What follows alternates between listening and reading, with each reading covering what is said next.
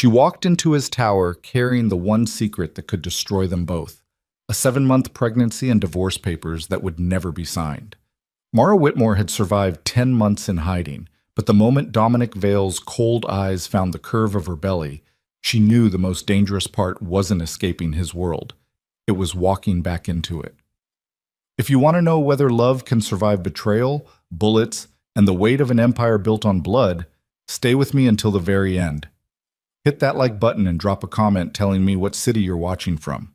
I want to see how far this story travels.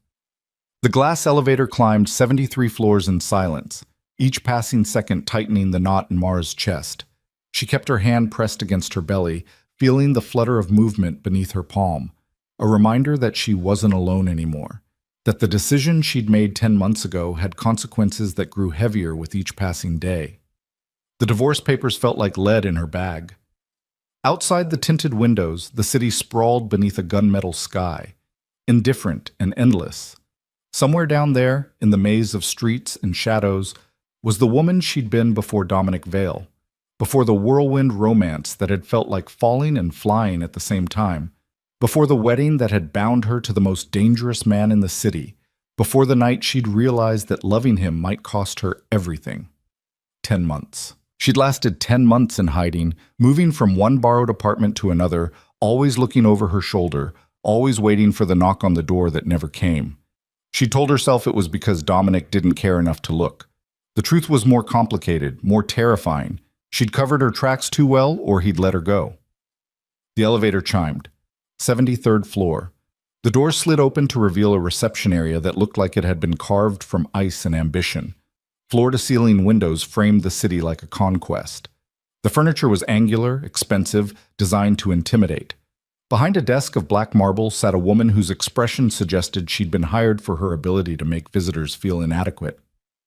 "I'm here to see Dominic Vale," Mara said, her voice steadier than she felt. The receptionist's eyes flickered over her, taking in the simple coat that couldn't quite hide her condition, the absence of jewelry, the shadows under her eyes that spoke of sleepless nights and decisions that couldn't be unmade.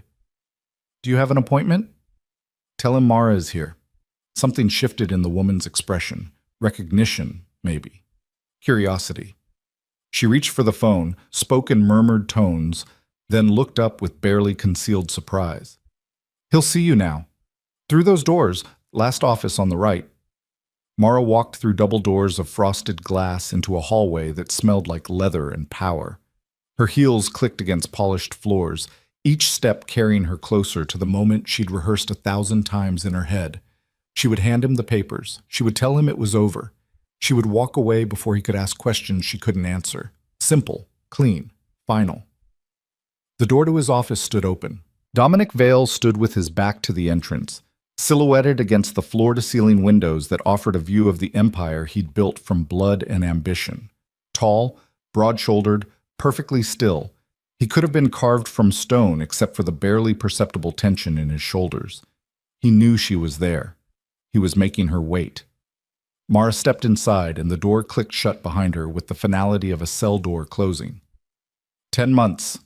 His voice was exactly as she remembered, low, controlled, carrying an edge that could cut or caress depending on his mood. Not a word, not a message. You vanished like smoke. "I'm here now." "Are you?" He turned, and the breath caught in her throat. Time hadn't softened him. If anything, the past 10 months had honed Dominic into something more dangerous than the man she'd married. His dark hair was shorter, sharper. His suit was immaculate, tailored to emphasize the power in his frame. But it was his eyes that stopped her, gray as winter storms, and just as merciless. Those eyes dropped to her belly, and the world went absolutely still. She watched his expression fracture, confusion, disbelief, and something that looked like pain flashing across his features before his control slammed back into place.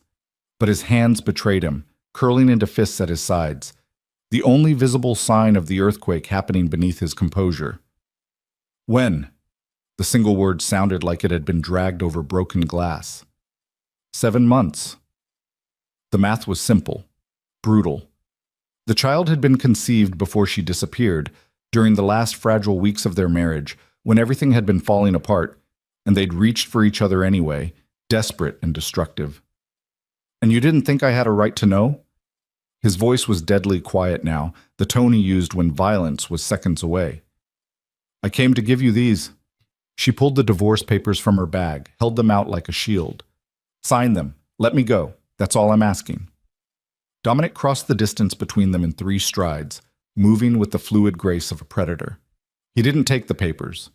Instead, his hand came up to her face, fingers curling under her chin, forcing her to meet his eyes. You're carrying my child, and you want me to sign you away? Something dangerous flickered in his expression. What happened to you, Mara? What scared you so badly that you ran? She wanted to pull away, but his touch held a familiar warmth that her body remembered even if her mind screamed warnings. This close, she could smell his cologne, cedar and smoke, expensive and intoxicating. This close, she could see the shadows under his own eyes, the new lines around his mouth. He'd suffered too. The realization shouldn't have mattered, but it did. Does it matter? She whispered. We were destroying each other. I did us both a favor. A favor? He laughed, and the sound was broken glass. You disappeared carrying my child, and you call it a favor? Sign the papers, Dominic. No. The word hung between them like a grenade with the pin pulled. You can't keep me here, she said, but her voice wavered. Can't I? He released her chin, but only to circle her slowly, taking in every detail, the weight she'd lost everywhere except her belly, the exhaustion in her eyes, the defensive way she held herself. You walked back into my world, Mara. That was your choice. Now you'll live with the consequences. I walked in to end this, to give you a chance to do the right thing. The right thing, he repeated, stopping in front of her again. The right thing was you telling me you were pregnant before you vanished. The right thing was you trusting me instead of running. Don't talk to me about right things when you've been lying by omission for 10 months.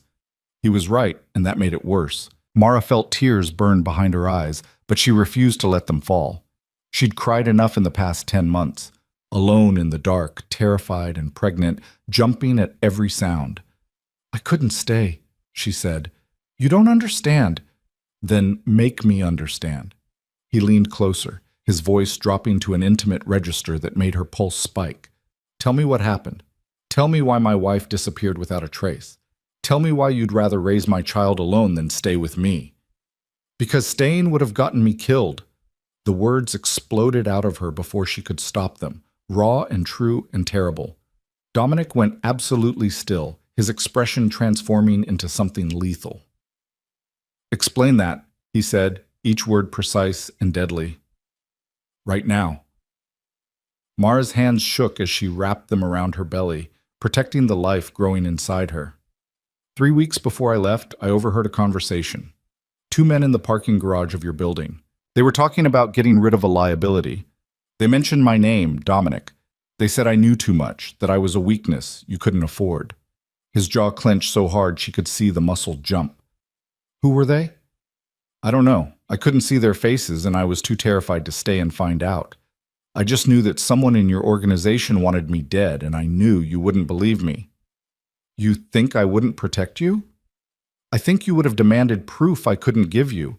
I think you would have questioned everyone, and whoever wanted me gone would have known I'd talked. I think it would have made everything worse. Her voice broke. I was scared, Dominic. Scared of your world, scared of the violence, scared that loving you meant dying young. He reached for her, but she stepped back, needing the distance. So I left, she continued. I emptied our joint account. Just my half, nothing more. And I disappeared. I thought you'd be angry, but I thought you'd let me go. I thought maybe it would be easier for everyone. Easier. The word dripped with contempt. You thought abandoning your husband and hiding his child would be easier? I thought it would keep us alive. The silence that followed was crushing. Dominic turned away from her, one hand coming up to his face, fingers pressing against his temples as if fighting off a headache or an explosion. You should have trusted me, he said finally. Whatever you heard, whoever threatened you, you should have come to me. I couldn't. Why not? Because I loved you too much. The admission tore out of her. Because I knew you'd burn the world down to keep me safe, and I was afraid of what that would cost you. afraid of what it would make you become. He turned back to her, and the expression on his face was devastating. Anger and grief and longing twisted together into something that looked like agony. "You don't get to make that choice for me," he said quietly. "You don't get to decide what I'm willing to sacrifice." "Dominic, the divorce isn't happening." His voice turned to granite. "Not now. Not while you're carrying my child. Not until I find out who threatened you and make them regret they were ever born. You can't just refuse. Watch me." He crossed to his desk, picked up his phone, and dialed with sharp, angry movements. "Marcus, I need you in my office. Now." 60 seconds later, a man entered who looked like he'd been designed to intimidate. 6'4" of solid muscle poured into an expensive suit with a face that suggested he'd seen violence and returned it with interest. His eyes swept over Mara with professional assessment before settling on Dominic. "Boss? My wife is moving back into the house. I want security tripled. No one gets within 100 yards without thorough vetting. I want backgrounds run on every person who's had access to this building in the past year.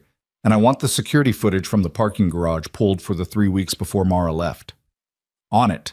Marcus turned to go, then paused. "Welcome back, Mrs. Vale." The door closed behind him, leaving Mara alone with Dominic again. "I'm not moving back in with you," she said. "This is insane.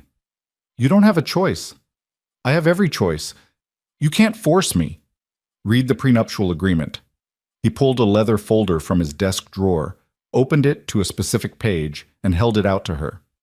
Specifically, Section 12, subsection C. Mara's hand shook as she took the document. The legalese was dense, but the meaning was clear. In the event of divorce proceedings where children were involved, the couple was required to attempt reconciliation for a minimum period of 30 days under the same roof before any divorce could be finalized. "You knew about this clause when you signed it," Dominic said. "Your lawyer explained it to you. You agreed to it." "That was before—" She stopped, overwhelmed. "Before what? Before you realized that marriage is complicated? Before you understood that my world comes with dangers?" He moved closer, his presence overwhelming. "You married me knowing what I was, Mara. You don't get to run when it becomes real. This isn't about running. This is about survival. Then survive with me." His voice softened slightly, taking on an edge of something that might have been plea. 30 days. That's all the contract requires. Stay at the house, let me protect you, and if at the end of that time you still want the divorce, I'll sign the papers." "You're lying." "I'm not." He held her gaze, and she saw the truth there, grim, determined, but honest. 30 days, Mara. Give me 30 days to find out who threatened you, to prove that you can trust me, to understand why you really left." "And if I refuse?" "Then I'll tie this up in court for years. I have lawyers who could delay these proceedings until our child graduates college." His expression hardened. "Don't test me on this. You came back into my world. You don't walk away again until I say so." Mara felt the walls closing in. Every instinct screamed at her to run, to get out while she still could, to protect the fragile life growing inside her from the violence that followed Dominic like a shadow. But she was 7 months pregnant, exhausted, and nearly out of money. The friends who'd sheltered her were growing nervous. The borrowed time she'd been living on was running out.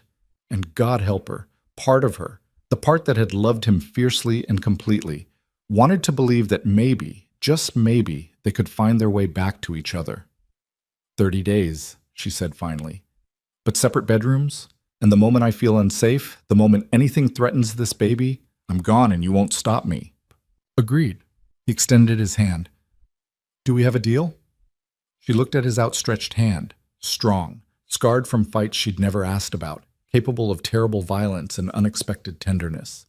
She thought about the man she'd married, the one who'd held her like she was precious, who'd laughed at her terrible jokes, who'd made her feel safe even in the middle of danger.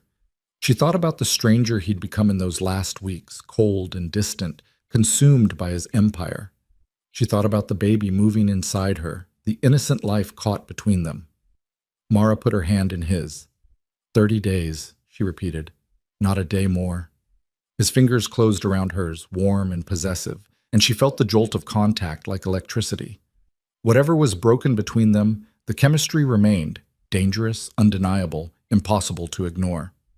Pack your things, Dominic said. Marcus will send a car to your apartment in 2 hours. How did you know where I was staying? A ghost of a smile crossed his face.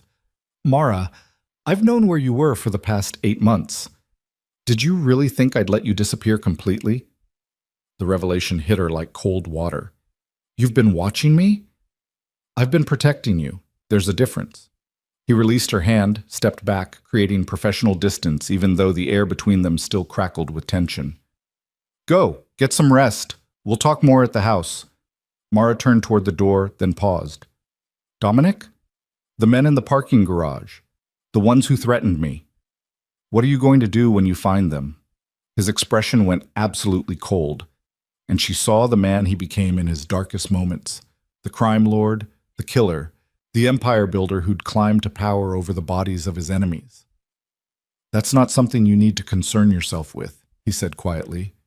Just know that they'll regret they ever spoke your name. It should have frightened her. Instead, some primitive part of her responded to the promise of violence, the certainty that he would destroy anyone who tried to harm her or their child. She left before she could examine that feeling too closely. The elevator ride down felt longer than the one up, each floor a descent back into reality. Mara pressed her hand against her belly, feeling the baby's movements, stronger now, more insistent.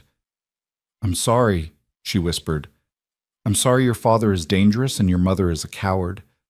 I'm sorry this is the world you're being born into. The baby kicked, hard enough that Mara gasped, almost like a response, almost like reassurance.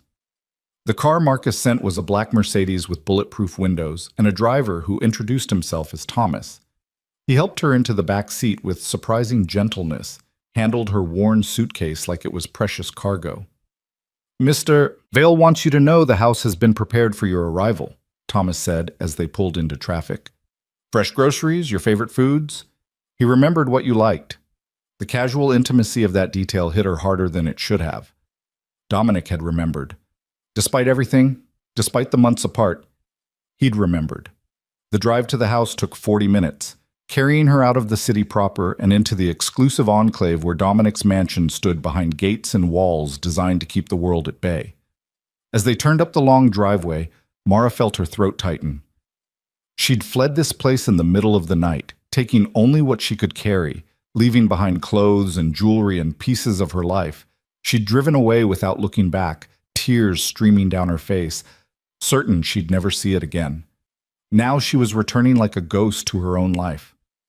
The house was exactly as she remembered, modern, massive, beautiful, and cold, all glass and steel and sharp angles, designed to impress rather than welcome.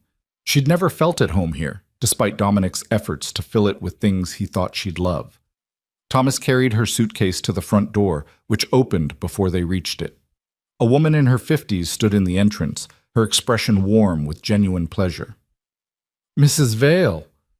Oh, it's so good to see you. Elena, the housekeeper, pulled Mara into a careful embrace. We've missed you terribly. The house hasn't been the same. It's good to see you too, Elena. Mara returned the hug, feeling tears threaten again. Elena had been kind to her during the marriage, a maternal presence in a house that often felt too big and empty. Come, come. I've prepared your old room. Mr. Vale said you'd want your own space. Everything's fresh and ready. Elena ushered her inside, chattering about preparations, clearly trying to make this less awkward. The interior of the house was pristine, elegant, utterly impersonal, except for the small touches Mara recognized from her time here. The flowers Elena always kept fresh, the soft throws on the leather furniture, the photographs that Dominic had allowed despite his preference for minimalism. There was a new photograph on the mantel. Mara stopped, staring at it. Their wedding day. She was laughing, her head thrown back, joy radiating from every line of her body. Dominic was looking at her with an expression of such raw tenderness that it hurt to see. She didn't remember this photo being taken, didn't remember ever seeing him look at her quite like that, unguarded, vulnerable, completely in love. He had it framed a month after you left, Elena said softly. Sits in here sometimes, just looking at it. Won't let me move it. Mara couldn't speak past the lump in her throat. Elena led her upstairs to a bedroom that had been hers in the early days of their marriage, before she'd moved into Dominic's room. It was beautiful, decorated in soft creams and blues with a window overlooking the gardens. The bed was made with fresh linens, flowers sat on the dresser, and someone had thoughtfully added pregnancy pillows. "I'll let you rest," Elena said. "Dinner is at 7 if you feel up to it. Mr. Vale will be home by then." Alone, Mara sank onto the bed and let the tears come. She cried for the marriage that had felt like a fairy tale before it became a nightmare. She cried for the fear that had driven her away. She cried for the baby who deserved parents who knew how to love each other without destruction. And she cried because coming back felt like both the safest and most dangerous thing she'd ever done. She must have dozed, because when she opened her eyes again, the light had changed and her phone showed it was 6:30. Mara dragged herself to the attached bathroom, wincing at her reflection, eyes swollen from crying, face pale, body exhausted. She showered, changed into clean clothes that actually fit, and tried to armor herself for dinner with Dominic. He was waiting in the dining room when she came down, standing by the window with a glass of whiskey in his hand. He changed too. The suit replaced by dark slacks and a black shirt with the sleeves rolled up, revealing forearms corded with muscle. Somehow he looked more dangerous in casual clothes, less businessman and more the street fighter he'd been before he built his empire. "You should sit," he said without turning around. "Doctor's orders. Pregnant women need to stay off their feet." "How do you know what doctor's orders are?" "I've been reading." He turned to face her, and his expression was carefully neutral. "Everything I can find about pregnancy, childbirth, what you're going through. I have 7 months of catching up to do." The admission caught her off guard. Mara lowered herself into a chair, grateful for it. Her ankles had been aching. Elena appeared with dinner, grilled salmon, roasted vegetables, the kind of healthy meal Mara craved, but rarely had energy to prepare for herself. There was sparkling water with lemon, just the way she liked it. They ate in tense silence for several minutes before Dominic spoke. "I need you to tell me everything, every detail of what you heard in that parking garage.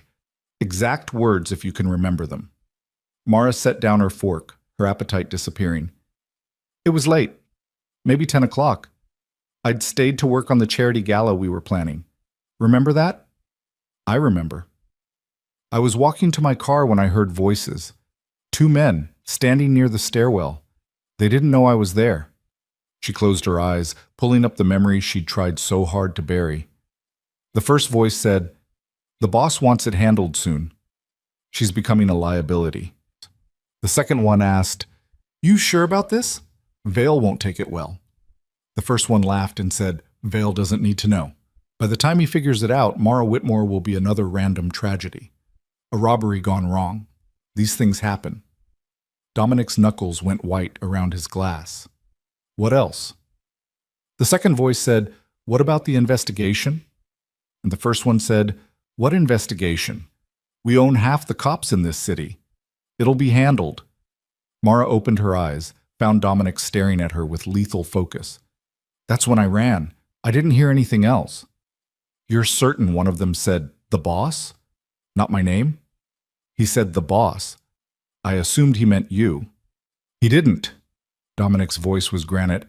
"I never gave any order involving you, which means someone in my organization is operating independently, someone with authority and resources." "How can you be sure?" "Because if I wanted someone dead, Mara, I wouldn't discuss it in a parking garage where anyone could overhear, and I sure as hell wouldn't order a hit on my own wife." He stood abruptly, pacing to the window. "This is an internal threat. Someone undermining my authority, making moves without my knowledge. That's why I ran. I didn't know who to trust." "You should have trusted me." He turned back to her, pain flickering across his features. "Despite everything, despite my world and my business, you should have known I would never hurt you." "I did know that. But I also knew you couldn't watch me every second, and I knew that whoever wanted me dead was smart enough to wait for the right moment." She stood too, moving closer to him. "I was terrified, Dominic. Terrified and pregnant and so tired of being afraid in my own life." "You'll never have to be afraid again." The promise in his voice was absolute. "I will find who did this, and I will make sure they never threaten you or our child again. More violence, more blood, Is that really the answer? In my world? Yes. He closed the distance between them, cupping her face in his hands. I know you hate this part of me. I know you wish I was someone different. But this is who I am, Mara. This is what I do. And right now, it's what's going to keep you alive. She wanted to argue, to tell him there had to be another way. But looking into his eyes, she saw the truth. In Dominic's world, mercy was weakness and hesitation got you killed. The rules that govern normal lives didn't apply here, and God help her, she'd known that when she married him. 30 days, she whispered. Find your answers in 30 days and then let me go. If that's still what you want at the end of it, yes. His thumbs brushed her cheekbones, the touch achingly gentle. But I'm not giving up on us, Mara. Not when I finally understand why you left. Not when I know it wasn't about not loving me. Love isn't always enough. Then what is? The question hung between them, raw and desperate. Tell me what it takes, and I'll give it to you.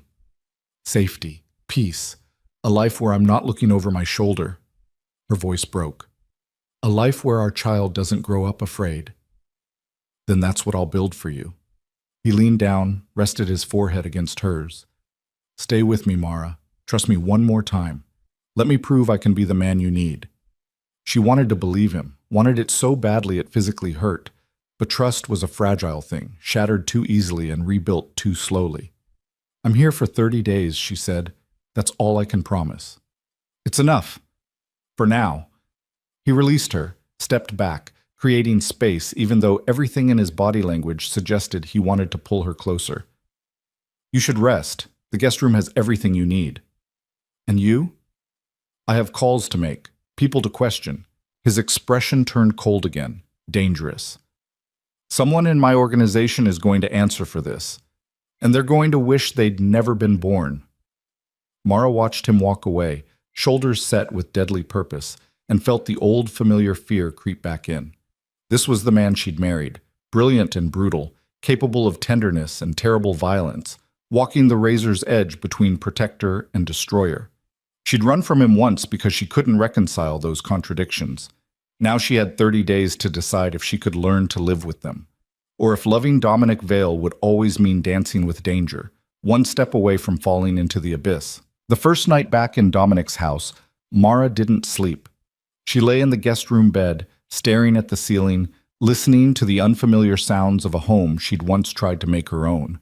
Footsteps in the hallway, the distant murmur of Dominic's voice as he made call after call, the hum of security systems that turned the mansion into a fortress. Around 3 a.m, she heard his footsteps pause outside her door.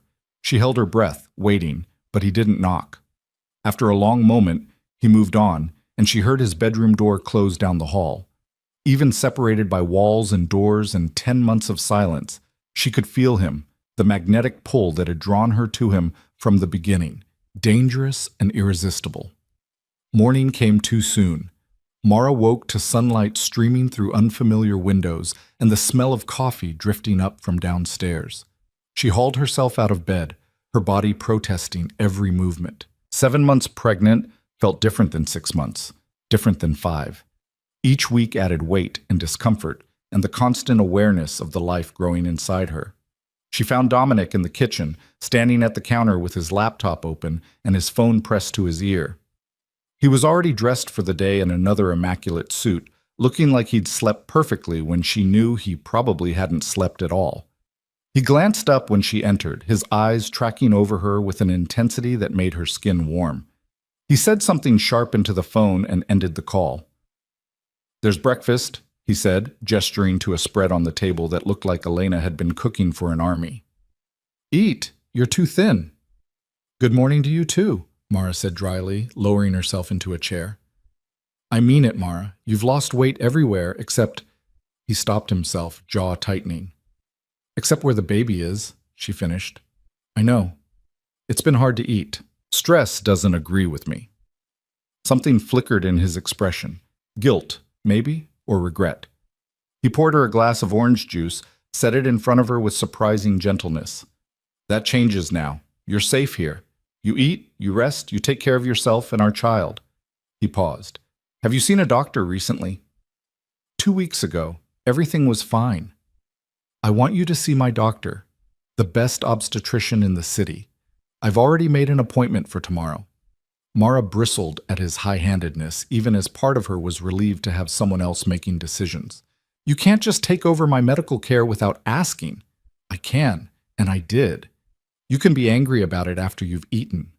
He sat down across from her, his laptop between them like a barricade. I spent the night pulling security footage and phone records, cross-referencing everyone who had access to the building in the weeks before you left. And there are 43 people who could have been in that parking garage at the right time. I'm narrowing it down. His expression turned grim. But I need you to do something for me. What? I need you to listen to some voice recordings. See if you recognize either of the men from that night. Mara's stomach clenched. She set down the toast she'd been about to bite into. You recorded your own people?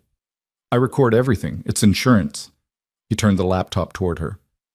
I know this won't be pleasant, but if you can identify even one of them, it gives me a starting point. She stared at the screen, at the list of audio files marked with names and dates. The idea of listening to voices, trying to match them to a memory she'd tried to bury, made her feel sick. I'll try, she said quietly. But Dominic, what happens when you find them? That's not your concern. It is if it makes you into something I can't recognize. She met his eyes. I need you to promise me something. What? That you won't lose yourself in this. That revenge doesn't consume you. He was silent for a long moment, his expression unreadable. Then he reached across the table, his fingers brushing hers. I can't promise that, he said with brutal honesty. Someone threatened to kill you, to murder my wife and make it look like a random crime. That's not something I can forgive or forget. I know, but I need you to try, for our child's sake, for...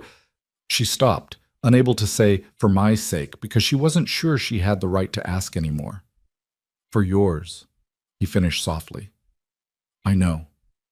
They sat in charged silence until Elena bustled in, breaking the tension with cheerful updates about the house and gentle scolding about Mara not eating enough.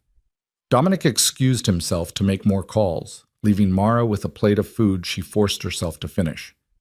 The day stretched ahead, empty and uncertain. Mara wandered through the house, reacquainting herself with rooms that felt both familiar and foreign.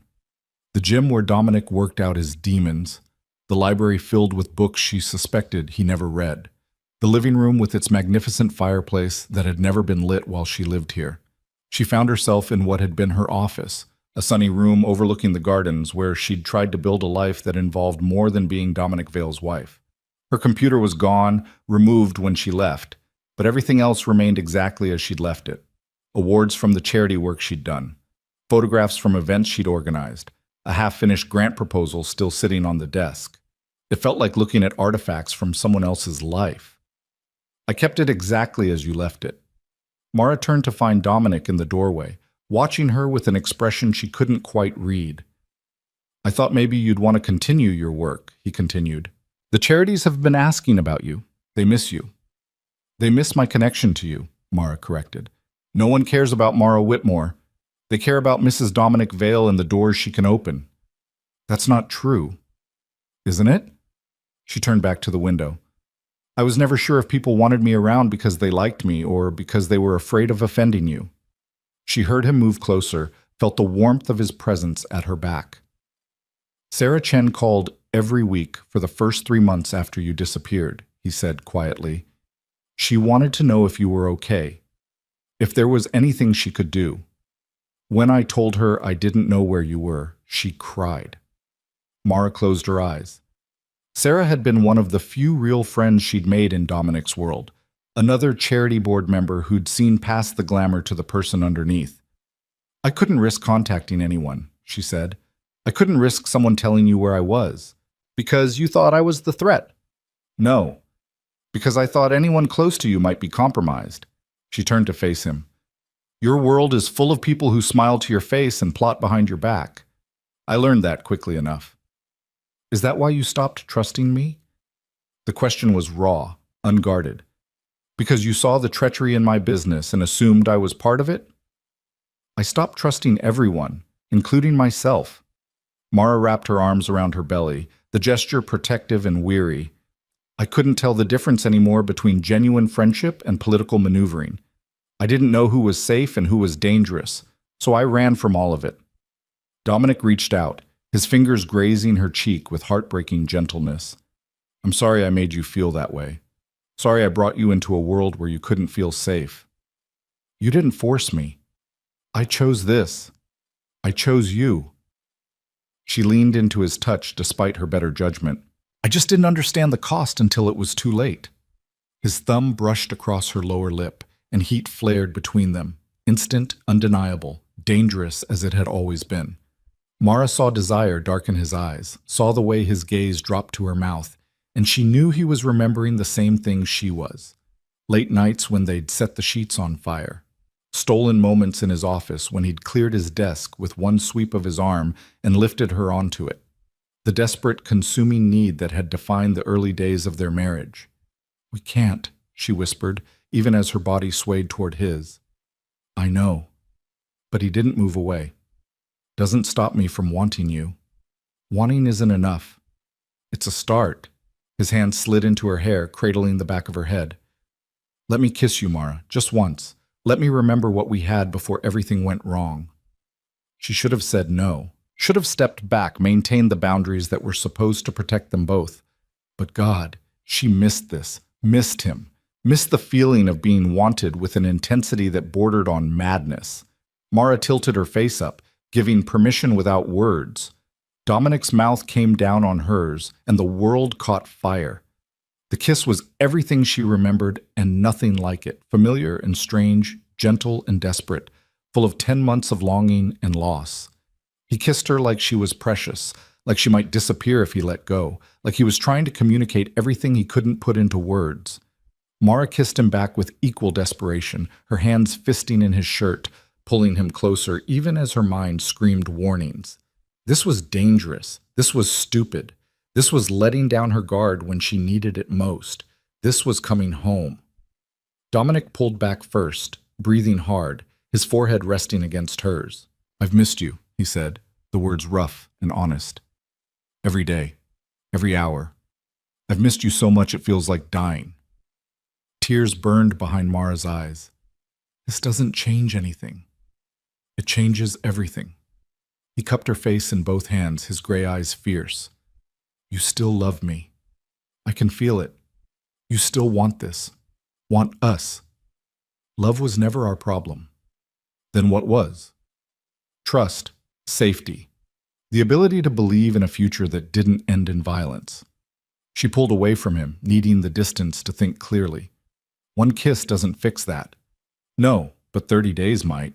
He straightened, the businessman sliding back into place over the vulnerable man who just kissed her like she was oxygen. Give me the 30 days you agreed to. Let me prove that we can have both, the love and the safety.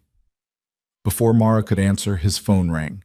He glanced at the screen and his expression turned to stone. I have to take this. He stepped into the hallway, but she could hear his voice turn cold. What did you find?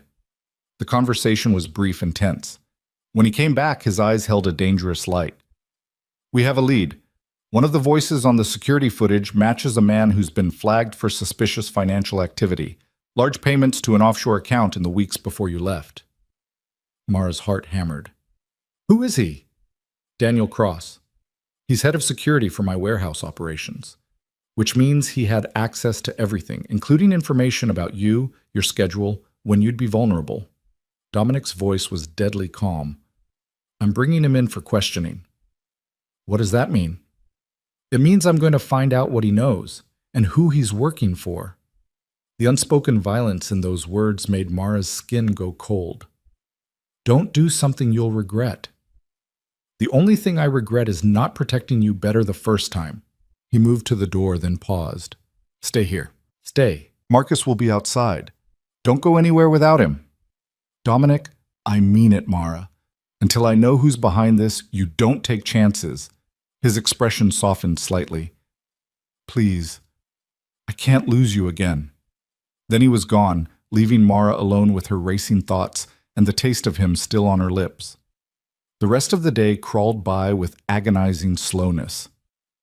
Mara tried to distract herself with television, books, anything to stop imagining what Dominic was doing to Daniel Cross. She knew her husband's reputation, knew that men who crossed him tended to disappear or turn up broken. She told herself she should feel horror. Instead, she felt a dark satisfaction that whoever had threatened her would face consequences. What did that say about her? Elena brought lunch and dinner, both of which Mara picked at without appetite. The baby moved restlessly inside her, responding to her stress with kicks and tumbles that were simultaneously reassuring and uncomfortable. "Your daddy is doing something terrible right now," she whispered to her belly, "and your mother is sitting here letting it happen. We're going to have to do better than this." Night fell. Still no word from Dominic. Mara found herself pacing the living room, exhaustion warring with anxiety. She should go to bed, should rest. Instead, she stood at the window, watching the gates, waiting for headlights that would signal his return. It was past midnight when she finally heard a car pull up. Mara rushed to the foyer, her heart in her throat, and stopped dead when she saw Dominic walk through the door. His shirt was spattered with blood. His knuckles were raw and split.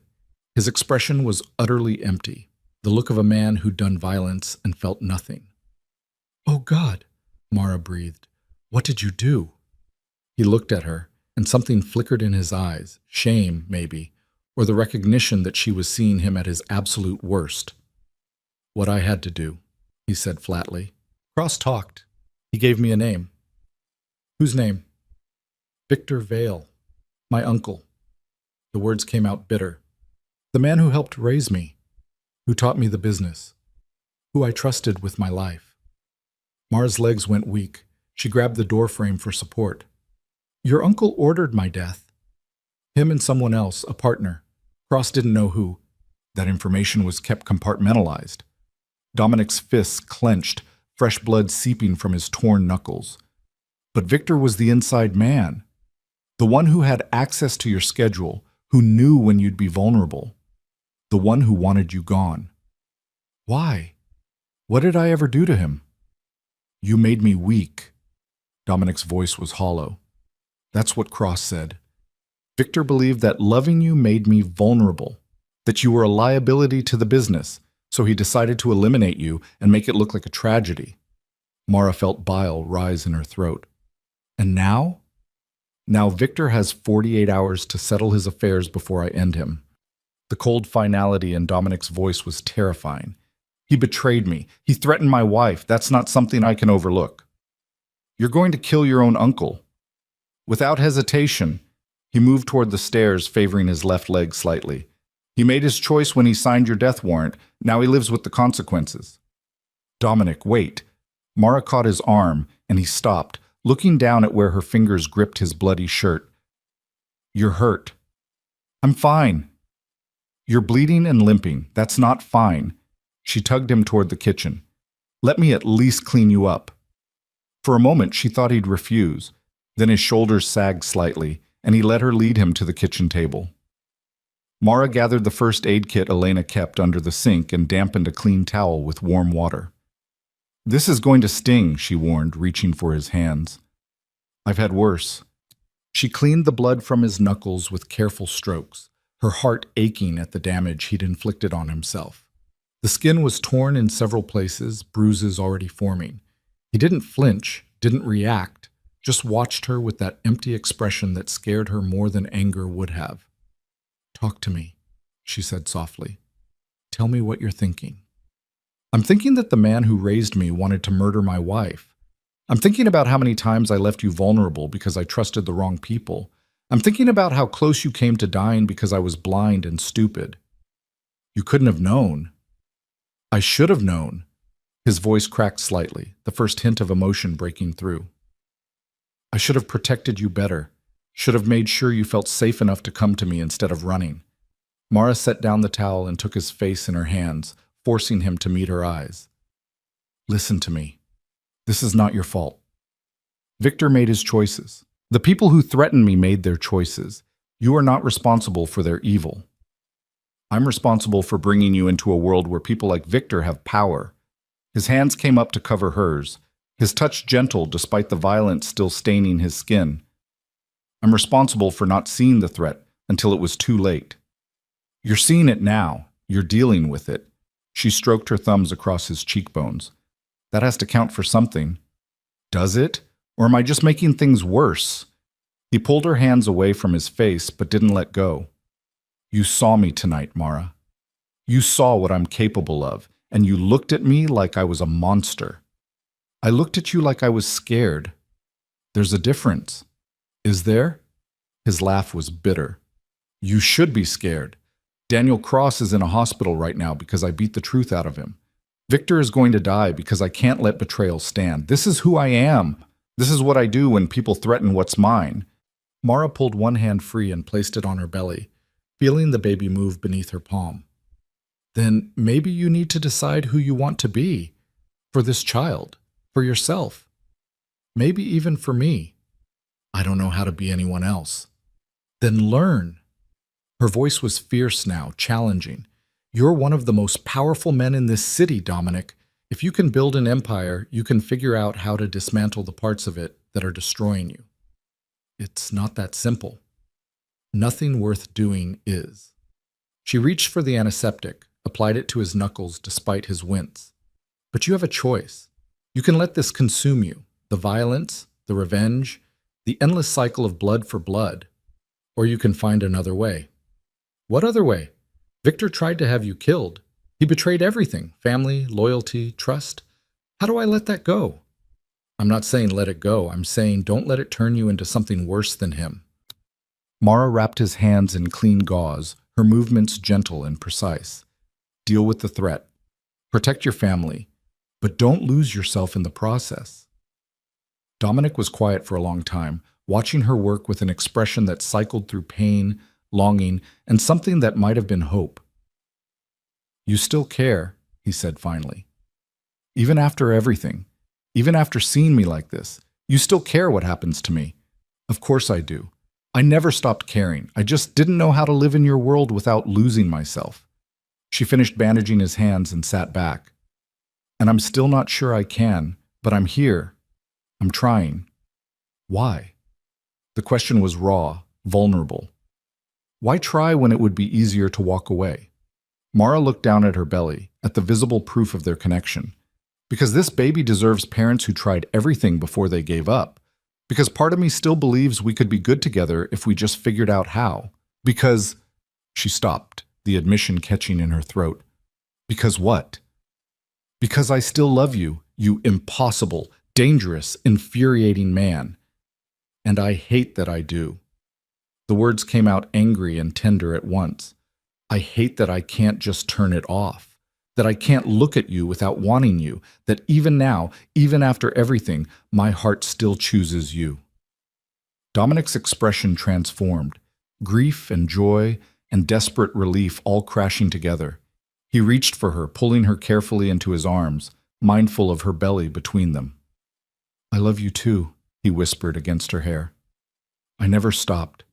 Even when you were gone, even when I was furious and hurt, I loved you. You're in my blood, Mara. You're part of me. She let herself lean into him, let herself take comfort in his strength and warmth. It felt dangerous and right, terrifying and inevitable. What happens now? She asked. Now I finish dealing with Victor. I root out anyone else who might be a threat. And I prove to you that I can build something better than what we had before. He pulled back enough to look at her. 28 days left. Give me 28 days to show you that we can make this work. And if you can't, then I'll sign the papers and let you go. But I won't stop loving you. I won't stop protecting you and our child. And I won't stop hoping that someday you'll come back. It was the most honest he'd ever been with her. No demands, no ultimatums, just raw truth laid bare between them. Okay, Mara said softly.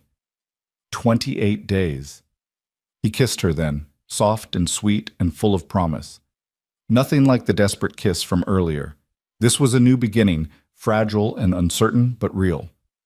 When they finally pulled apart, Dominic helped her to her feet. You should sleep. Tomorrow's the doctor's appointment, and you need rest. What about you? I have preparations to make, but I'll be here. I'm not going anywhere. He touched her face one last time. You're safe now, Mara, I swear it. She wanted to believe him. wanted to trust that this time would be different, that they could find their way back to each other without the violence and fear that had torn them apart. As she climbed the stairs to her room, one hand on the railing and the other on her belly, Mara felt the weight of the choice she'd made. 28 days to decide the rest of her life. 28 days to see if love could survive in the darkness of Dominic's world. 28 days to discover if she was strong enough to stand beside a man who walked the knife's edge between protection and destruction. The baby kicked hard, as if offering an opinion on the matter. Mara smiled despite everything, whispering to the life growing inside her. "Hang on, little one. This is going to be a wild ride." She slept fitfully that night, dreams tangled with memories. Dominic's bloodied hands, Victor's name spoken like a curse, the phantom echo of threats whispered in parking garages. When morning light finally broke through her curtains, Mara woke feeling more exhausted than when she'd gone to bed. The doctor's appointment was at 10. She showered and dressed with mechanical precision, choosing a loose sundress that accommodated her growing belly. When she came downstairs, she found Dominic waiting by the front door, looking impeccable in a charcoal suit despite having been awake most of the night. "You look tired," he said, studying her face with concern. "Pot. Meet kettle." She grabbed her purse from the hall table. "Did you sleep at all?" "Enough," which meant no. "The car's ready?" They drove in tense silence, Marcus at the wheel with another security guard in the passenger seat. Mara watched the city slide past the tinted windows, familiar streets that felt foreign after months away. She'd built a small life in hiding, quiet, careful, lonely. Being back in Dominic's world felt like stepping into a river with a current too strong to fight. The doctor's office occupied the top floor of a medical building in the most expensive part of the city. Of course it did. Nothing but the best for Dominic Vale's wife and child. Dr. Sarah Mitchell was a woman in her early 50s with kind eyes and a no-nonsense demeanor that Mara immediately appreciated. She shook both their hands, her gaze assessing Mara with professional concern. "Mrs. Vale, it's good to finally meet you. Your husband has been quite insistent about getting you the best prenatal care." She shot Dominic a look that suggested he'd been more than insistent. "Let's get you examined and see how this baby is doing." The examination was thorough and surprisingly gentle. "Doctor." Mitchell asked questions about Mara's health during the months she'd been away, her eyebrows rising slightly at the mention of stress and irregular meals. "Your blood pressure is higher than I'd like," she said, making notes, "and you've lost weight in places you shouldn't have. We need to get you on a better nutrition plan and monitor the stress levels closely." "She'll have whatever she needs," Dominic said from his position by the door. He'd stayed for the examination, despite Mara's assumption he'd wait outside, his presence both comforting and overwhelming. "What she needs is calm and stability," Dr. Mitchell said pointedly. "Stress in the third trimester can lead to complications. Preterm labor, high blood pressure issues, problems with the placenta. We want to avoid all of that." "She'll have calm and stability," Dominic replied, his tone brooking no argument. Dr. Mitchell turned to Mara with a slight smile. "Is he always this intense?" "You have no idea," Mara said dryly, and the doctor laughed. The ultrasound came next, and Mara felt her heart clench as the image appeared on the screen, impossibly tiny and impossibly perfect, their daughter moving in the fluid darkness of her womb. She heard Dominic's sharp intake of breath, saw him move closer to the monitor with an expression of wonder that cracked something open in her chest. "She's beautiful," he whispered, his voice rough with emotion. "She's healthy," Dr. Mitchell confirmed. "Good size, strong heartbeat, all the measurements looking excellent despite the stress you've been under. You've done well taking care of her, Mara." Tears burned in Mara's eyes as she watched the baby on the screen, watched her daughter stretch and turn, oblivious to the chaos surrounding her existence. This tiny person who would be born into a world of violence and power, who deserved so much better than parents who couldn't figure out how to love each other without destruction. Dominic's hand found hers, squeezing gently. When she looked up at him, she saw tears in his eyes too. This dangerous man undone by the sight of his unborn child. "We're going to do better for her," he said quietly. "Both of us. Whatever it takes." Mara wanted to believe him, wanted to believe they could transform into the parents this baby deserved.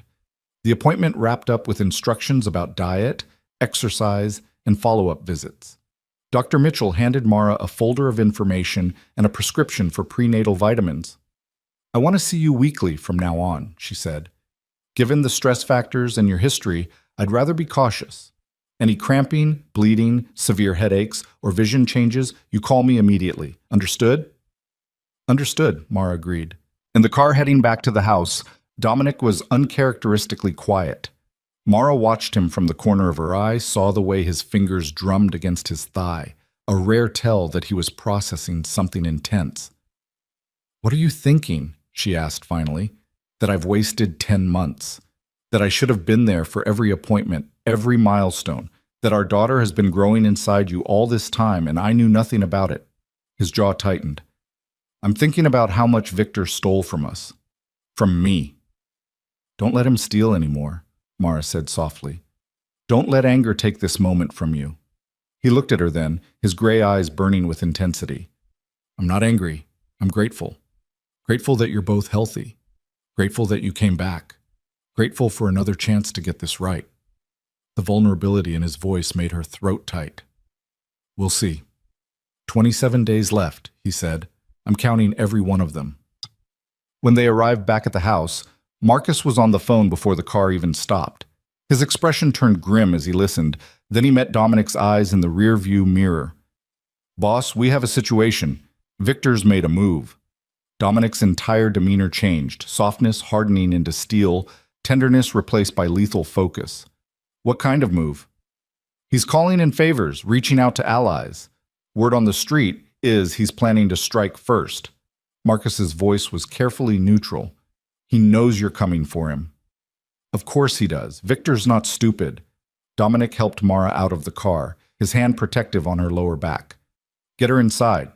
Full lockdown protocols, no one in or out without my direct approval. Dominic? Mara started. Not now. His voice was clipped, already moving into the mode she recognized. The crime lord, the tactician, the man who commanded an empire through fear and force. Marcus, get Thomas and Chen. War room in 10 minutes. 10 Chen. Mara watched him stride into the house, phone already pressed to his ear, and felt the familiar knot of anxiety tighten in her chest. This was the part she'd never been able to reconcile. The switch from tender lover to ruthless commander, the ease with which he moved between worlds. Elena appeared at her elbow, gently guiding her toward the living room. Come, Mrs. Vale, let's get you something to eat while the men handle their business. Their business might get us all killed, Mara said, more sharply than she intended. Elena's expression was sympathetic but unsurprised. Mr. Vale has handled worse. He'll keep you safe. That's what I'm afraid of. What he'll do to keep me safe. She let Elena settle her on the couch with tea and sandwiches, but her appetite had vanished. Through the walls, she could hear raised voices from Dominic's office. The war room he'd mentioned.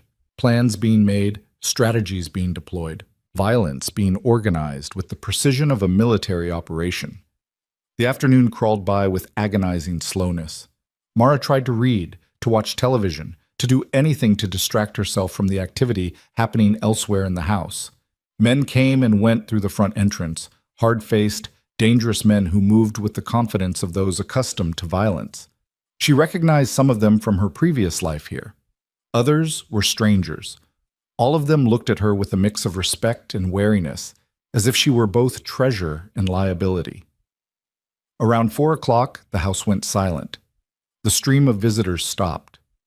Mara heard Dominic's office door open, heard his footsteps approaching. She looked up as he entered the living room, and her breath caught at the expression on his face. We need to leave, he said without preamble. Now. What? Why? Because Victor's move wasn't reaching out to allies. It was a diversion. His voice was tight with barely controlled rage. He sent a team to hit the house. They're 15 minutes out. Ice flooded Mara's veins. How do you know? Because I have people watching his people, and one of them got word to Marcus 5 minutes ago. He was already pulling her to her feet, one hand supporting her as she struggled upright. There's a safe house across the city. We're going there until I can neutralize the threat. You mean until you can kill Victor? Yes. No hesitation, no apology. I told you I'd protect you. That's what I'm doing. Marcus appeared with a go bag already packed. "Car's ready, boss. Back exit. Thomas is sweeping the route." They moved through the house at a pace that made Mara's heart hammer and her breath come short. Dominic's hand never left her back, guiding and supporting her with gentle insistence. Elena waited at the back door with tears in her eyes. "Be safe, Mrs. Vale," she whispered, pressing something into Mara's hand. A rosary. "I'll pray for you both." "Don't come back here," Dominic told her. "Not until I give the all clear. Take the week off. Paid." They emerged into the garage where a nondescript sedan waited with engine running. Marcus took the driver's seat, another guard riding shotgun. Dominic bundled Mara into the back and climbed in beside her, his body a shield between her and the window. The car rocketed out of the garage and down the driveway with controlled speed. Mara clutched the door handle as they hit the street, tires squealing slightly on the turn. "How many men is he sending?" she asked, her voice steadier than she felt. "Enough to be a problem if we'd stayed." Dominic had his phone out, typing rapidly. "Not enough to matter in an open fight, but inside the house with you there as a target, I couldn't take chances. So we run. We retreat strategically. There's a difference." He finished his message and looked at her, his expression softening slightly. "I'm sorry. I thought we'd have more time before this escalated. You thought Victor would come after you directly, not me. I underestimated how desperate he is, how much he wants to hurt me." Dominic's hand found hers, lacing their fingers together. "But he's made a critical mistake. He's shown his hand before he was ready to play it. Now I know exactly where he stands."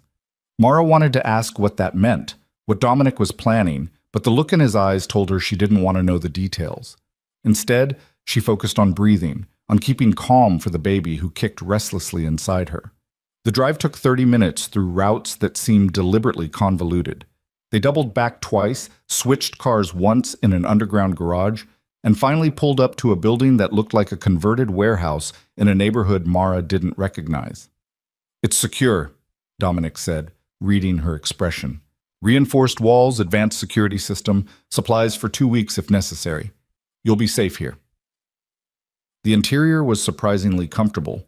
Industrial chic with exposed brick and modern furniture, a kitchen stocked with enough food for a small army, bedrooms that looked like they belonged in a luxury hotel rather than a safe house. "How many of these places do you have?" Mara asked as Dominic guided her to the master bedroom. "Enough. Comes with the territory." He set the go bag on the bed and turned to her. "I need you to stay here while I handle Victor. Marcus will be here with 2 others. You'll have everything you need."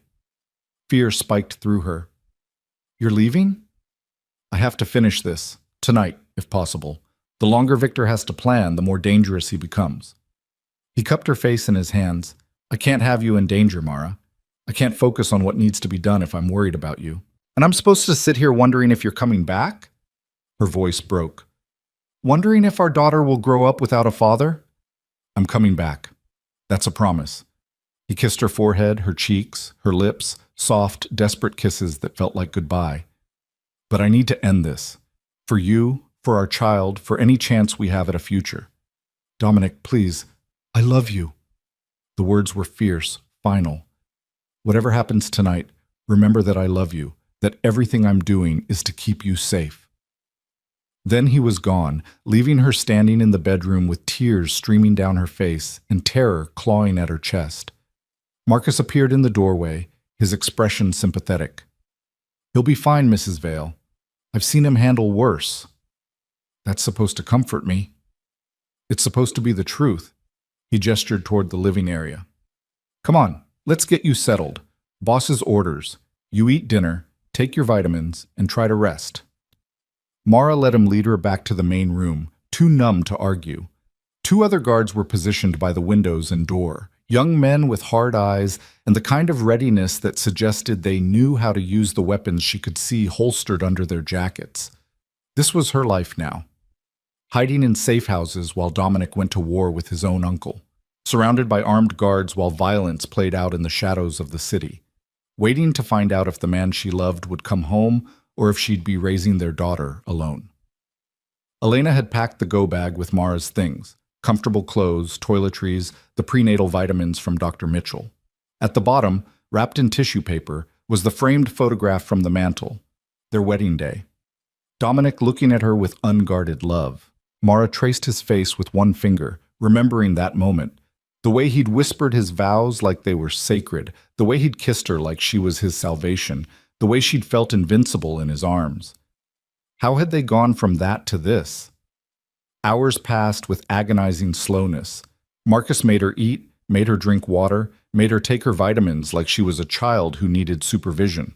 She knew he was following orders, knew Dominic had probably been explicit about her care, but it still chafed. Around midnight, her phone buzzed. A text from an unknown number. "It's done. Victor won't be a threat anymore. Coming to you soon." Mara stared at the message, relief and horror warring inside her. Victor was dead. Dominic had killed his own uncle. The violence she'd feared, the darkness she'd run from, had played out exactly as she'd known it would, and she was relieved. What did that make her? Marcus's phone rang.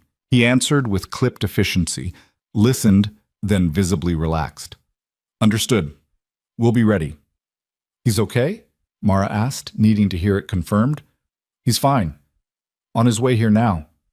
Marcus allowed himself a small smile. "Told you he'd handled worse." 20 minutes later, she heard the security system disengage, heard the front door open. Mara was on her feet before she could think, rushing toward the entrance despite Marcus's half-hearted protest. Dominic stood in the doorway, and her heart stuttered. He looked exhausted, face drawn, eyes shadowed, shoulders carrying the weight of what he'd done. But he was whole, alive, home. Their eyes met across the room, and something passed between them. Understanding, grief, relief, all tangled together. "It's over," he said quietly. "Victor's dead. His allies scattered. The threat is neutralized." Mara crossed to him in 3 strides and wrapped her arms around him, not caring about Marcus or the guards or anything except the solid warmth of Dominic against her. He held her tight, his face buried in her hair, his breath coming in shuddering gasps that might have been sobs. "I thought I'd lose you," she whispered. "I thought you'd get yourself killed and I'd be alone again." "I promised I'd come back. I keep my promises." He pulled back enough to look at her, his hands framing her face. "It's done, Mara. You're safe. Our daughter is safe. We can start over." "Start over," she repeated, "like it's that simple." "Nothing about us has ever been simple." A ghost of a smile crossed his face. "But we're still here. Still fighting. That has to count for something." She wanted to be angry, wanted to rage at him for the violence, for the blood on his hands, for choosing that path when surely there had been another way. But looking into his eyes, seeing the exhaustion and pain and desperate hope there, she couldn't find the words. Instead, she kissed him, soft and slow and achingly tender, pouring everything she couldn't say into the press of her lips against his. When they finally pulled apart, Dominic rested his forehead against hers. 26 days left, he murmured. "Give me 26 more days to prove we can make this work."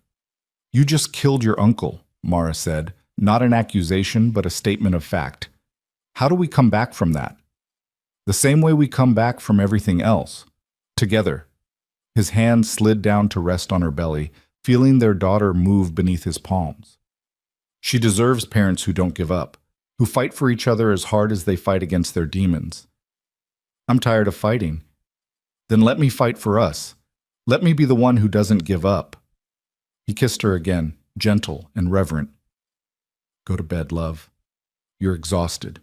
We'll talk more in the morning." Mara let him guide her to the bedroom, let him help her out of her shoes and into bed like she was fragile and precious. He pulled the covers up around her, smoothed her hair back from her face. "Stay," she whispered. "Don't make me sleep alone tonight." Something softened in his expression. "Are you sure?" "I don't want to be alone. Not tonight. Not after—" She couldn't finish the sentence. Dominic shed his jacket and shoes and climbed into bed beside her, fully clothed, pulling her carefully into his arms. Mara curled against him, her belly pressed against his side, her head on his chest, where she could hear his heartbeat, steady, strong, alive. "Tell me about her," Dominic said quietly. "Tell me about the pregnancy. Everything I missed." So she did. She told him about the morning sickness that had lasted into the 5th month, about the first time she'd felt the baby move and had cried because she was experiencing it alone. She told him about the midnight cravings for pickles and ice cream, about the exhaustion that made her sleep 14 hours a day, about the doctor's appointments where she'd held her breath waiting for confirmation that everything was okay. She told him about the fear, constant, gnawing fear that someone would find her, that the baby would be hurt, that she was making terrible choices that would impact an innocent life. And she told him about the love, fierce, overwhelming, transformative love for a person she hadn't even met yet. Love that made her understand for the first time what it meant to be willing to die for someone. Dominic listened without interrupting, his hand making slow circles on her back, his breathing deep and even. When she finally ran out of words, the silence between them was comfortable rather than tense. "I'm sorry I wasn't there," he said finally. "Sorry you had to go through all of that alone. Sorry I let you down." "You didn't let me down. I ran away before you had a chance to try." Mara tilted her face up to look at him. "We both made mistakes, but maybe we can stop making them now." "Maybe," he agreed, "if we're lucky and stubborn and willing to do the work." "Are you? Willing to do the work? For you? For our daughter?" His arms tightened around her. "I'd do anything, be anyone. Burn the whole world down if that's what it took." "That's the problem, though," Mara said softly. "I don't need you to burn the world. I need you to build something better, something that doesn't require violence and fear to survive." "I don't know if I know how to do that." "Then learn. For her, if not for me." She placed her hand over his where it rested on her belly. "She deserves a father who knows how to be gentle, who can show her what strength looks like without weapons." "I can try," Dominic said, and the vulnerability in his voice broke her heart.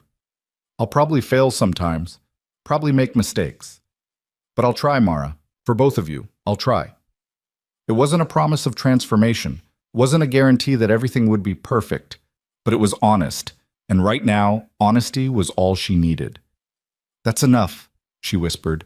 "Trying is enough." She felt him relax beneath her, some of the terrible tension leaving his body. His hand resumed its slow circles on her back, soothing and tender, and Mara felt herself drifting toward sleep for the first time in days, without fear keeping her awake. "Dominic?" she murmured, half asleep. "Hmm?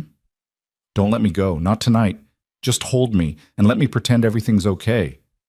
His arms tightened, pulling her impossibly closer. "I've got you, love. I'm not letting go." And for that one night, surrounded by danger but safe in his arms, Mara let herself believe him. She woke sometime before dawn to find Dominic awake beside her, his gray eyes watching her in the dim light filtering through the blinds. "You should be sleeping," she said, her voice rough with sleep. "Can't. Too busy watching you." His finger traced the curve of her cheek. "I keep thinking about how close I came to losing you, to never knowing about our daughter, to spending the rest of my life wondering where you were. But you didn't lose me. I'm here. For 26 more days, then you might walk away forever." Mara pushed herself up on one elbow, studying his face in the half-light. "Do you really think I could walk away now? After everything?" "I don't know. Can you?" The question was raw, unguarded. "Can you really accept who I am, what I do, the world I operate in? Or are we just delaying the inevitable?" She wanted to give him easy reassurance, but they'd both had enough of lies and half-truths. "I don't know either. I know I love you. I know I want to believe we can make this work, but I also know I can't live in constant fear. Can't raise our daughter in a world where violence is always one wrong word away." "What if I walked away?" The word seemed to cost him. "From all of it. The business, the empire, everything that makes me who I am." Mara's breath caught. "You can't mean that." "Why not? If it's a choice between power and you, between my empire and my family, why can't I choose differently?" His hand found hers, lacing their fingers together. "Victor's dead. His allies are scattered. I've consolidated enough power that walking away wouldn't leave a vacuum. I could do it, Mara. I could leave it all behind." "And become who? What would you do, Dominic? You've been building this empire since you were 20 years old. It's not just what you do, it's who you are." "Then maybe it's time to find out who I could be without it." He pulled her hand to his lips, kissed her knuckles.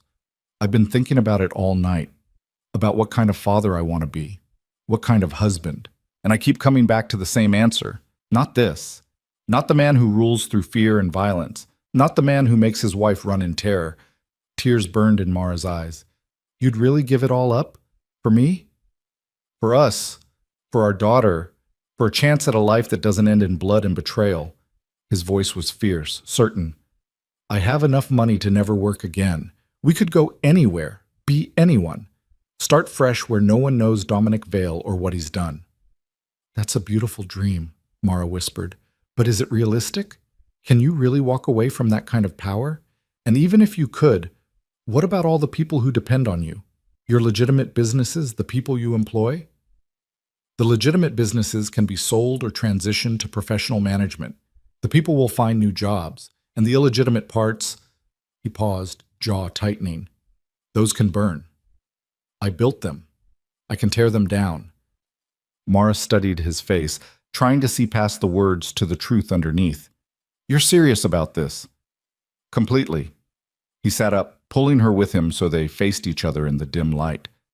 I've spent the past 10 months realizing what matters. It's not power. It's not empire. It's you. It's the family we could build together if I just have the courage to choose it. And if I asked you not to? If I said I couldn't let you sacrifice everything for me? Then I'd tell you it's not a sacrifice. It's the smartest thing I've ever done. His hands framed her face, thumbs brushing away tears she hadn't realized were falling. Don't you see, Mara? You already saved me once just by loving me. Let me save us both by walking away from the darkness. She wanted to believe him, wanted to imagine a life where they could be normal, safe, free from the violence that had nearly destroyed them. But doubt crept in, insidious and cold. What if you resent me later? What if you wake up in 5 years and hate me for making you give up your empire? You're not making me do anything. This is my choice. His voice was absolute, certain, and I could never resent you for giving me a reason to become someone better. Mara kissed him then, soft and desperate, pouring all her hope and fear and fragile trust into the connection between them. He kissed her back with equal intensity, his hands gentle on her swollen belly, always mindful of their daughter between them. When they finally pulled apart, breathless and shaking, Dominic rested his forehead against hers. 26 days, he repeated. Let me spend them proving I mean this. Let me show you I can dismantle my empire as efficiently as I built it. And at the end, if you still want to leave, I'll sign those papers and let you go. But I'll follow you, Mara. Wherever you go, whatever life you build, I'll be there. Not as Dominic Vale, the crime lord, but as the man who loves you more than power. It was the most terrifying and beautiful thing anyone had ever offered her. Okay, she whispered. Show me. The next morning, Dominic was already on the phone when Mara woke. She could hear his voice from the kitchen, clipped, decisive, nothing like the vulnerable man who'd held her through the night. For a moment, doubt crept in. Had his promises been just words, beautiful lies told in the darkness? Then she heard what he was saying. I want all of it liquidated. The warehouses, the distribution networks, everything that touches the illegal operations. Give the workers severance packages, generous ones. I don't care what it costs. A pause. Yes, I'm certain. No, this isn't temporary. I'm out. Mara stood in the doorway, one hand on her belly, watching him pace the length of the kitchen. He'd showered and changed into fresh clothes that Marcus must have brought, but exhaustion still lined his face. When he saw her, something softened in his expression. I'll call you back, he said into the phone, and ended the conversation. Good morning. You're really doing it, she said, still not quite believing. Dismantling everything. I told you I would. He crossed to her, pulled out a chair at the kitchen table. Sit. You need to eat. I made breakfast. Well, I attempted breakfast. Elena would probably be horrified. She sat, looking at the spread he'd assembled. Scrambled eggs slightly overdone, toast burned at the edges, fresh fruit that looked store-bought rather than prepared. It was possibly the most endearing thing she'd ever seen from a man who usually had staff handling every detail of his life. You cooked, she said, fighting a smile. I burned toast and scrambled eggs. Let's not overstate my accomplishments. He poured her orange juice, set vitamins next to her plate. But I'm learning. Figured our daughter should have a father who knows how to make her breakfast. The casual way he said, our daughter, the domestic normalcy of the moment, it all felt surreal after the violence of the previous night. Mara picked up her fork, tasted the eggs. They were oversalted and rubbery, but she ate them anyway because Dominic Vale had made her breakfast with his own hands, and that mattered more than culinary perfection. What happens now? She asked between bites. With the business, I mean. You can't just walk away without consequences. There will be consequences. People who relied on me for work, for protection, for power, they'll scramble to fill the vacuum. Some of them will succeed. Others will fail spectacularly. He sat across from her with coffee. But that's not my problem anymore.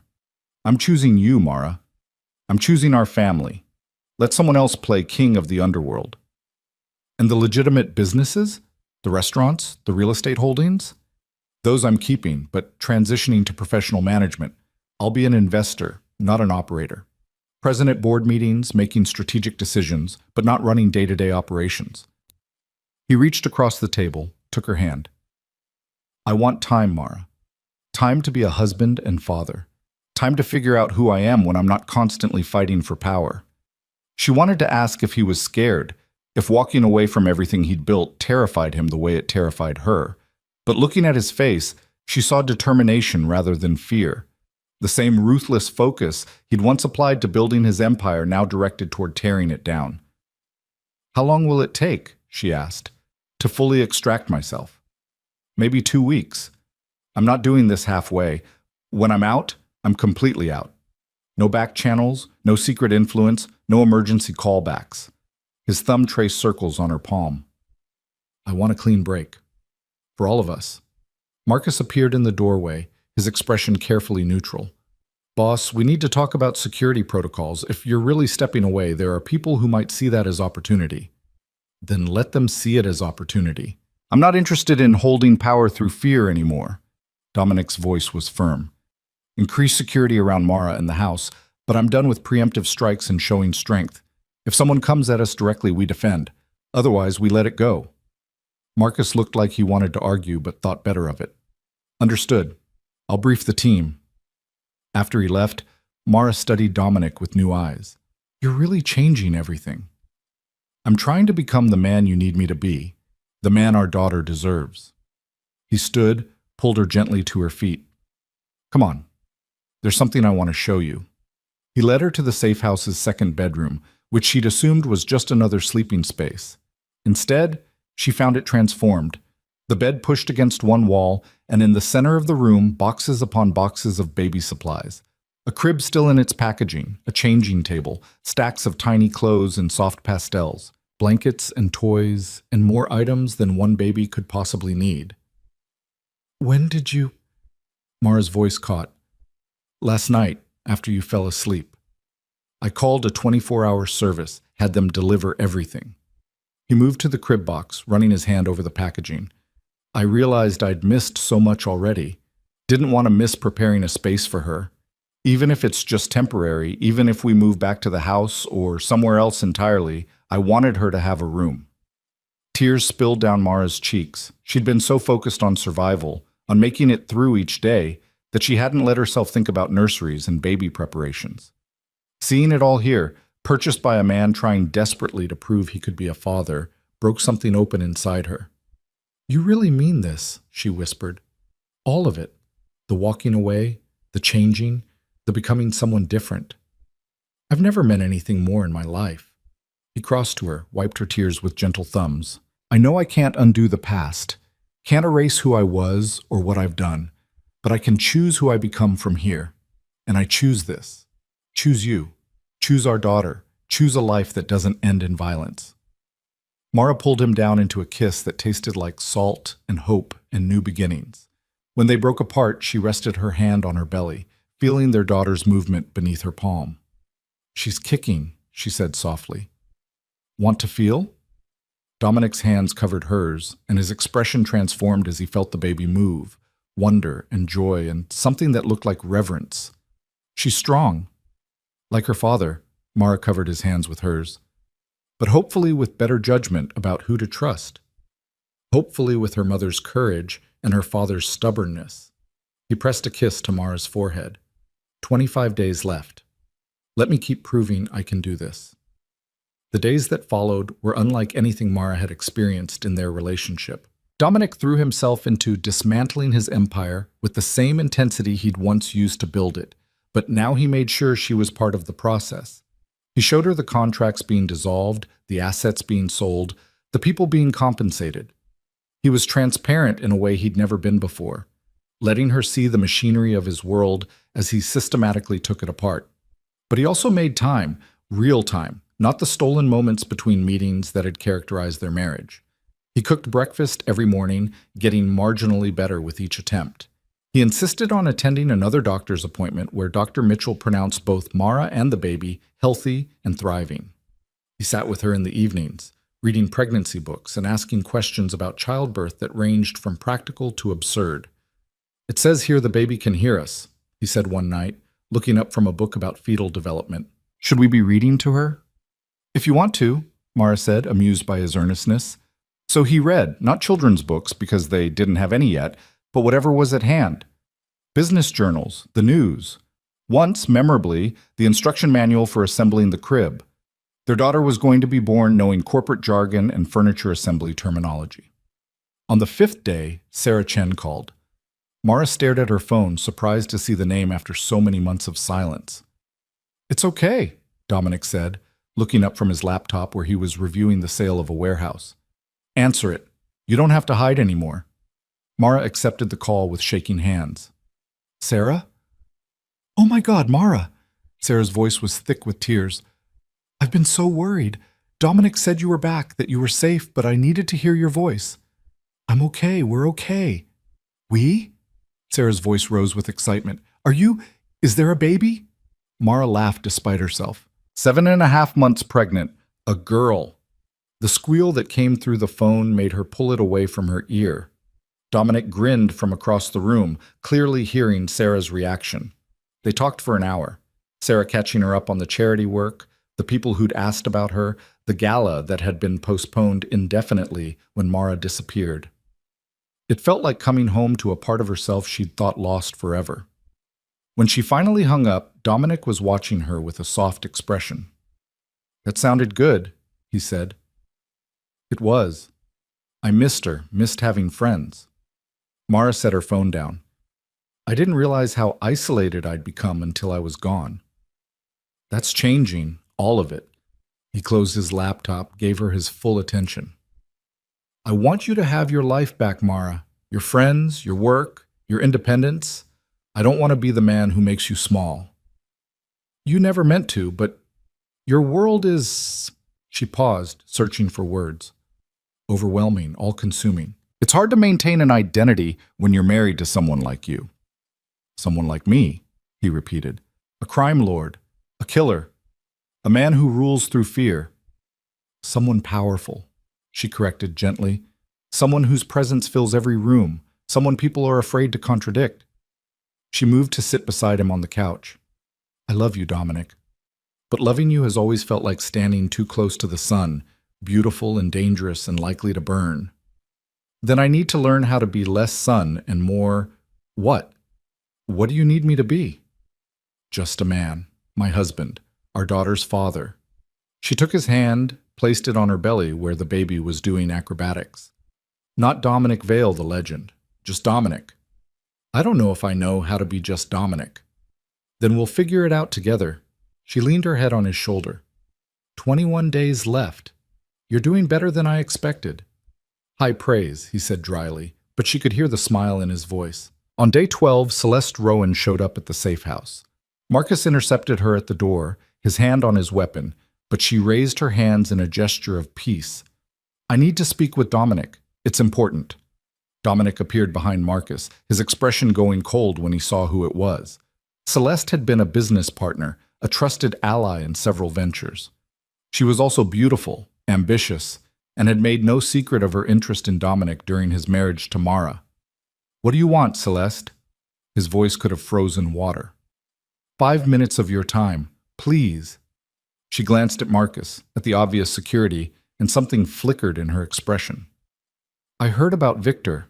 About you stepping away from the business. I need to know if it's true. It's true, and it doesn't concern you.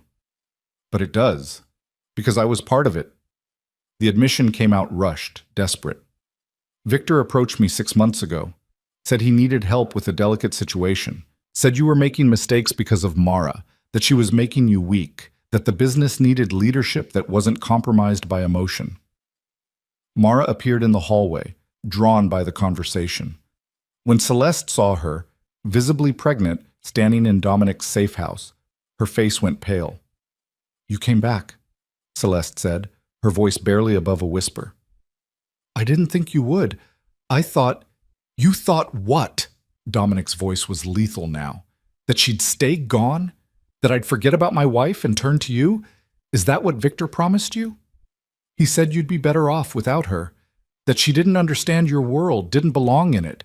He said once she was gone, you'd see—" Celeste stopped, seeming to realize how damning her words were. Mara felt ice flood her veins. "You helped him.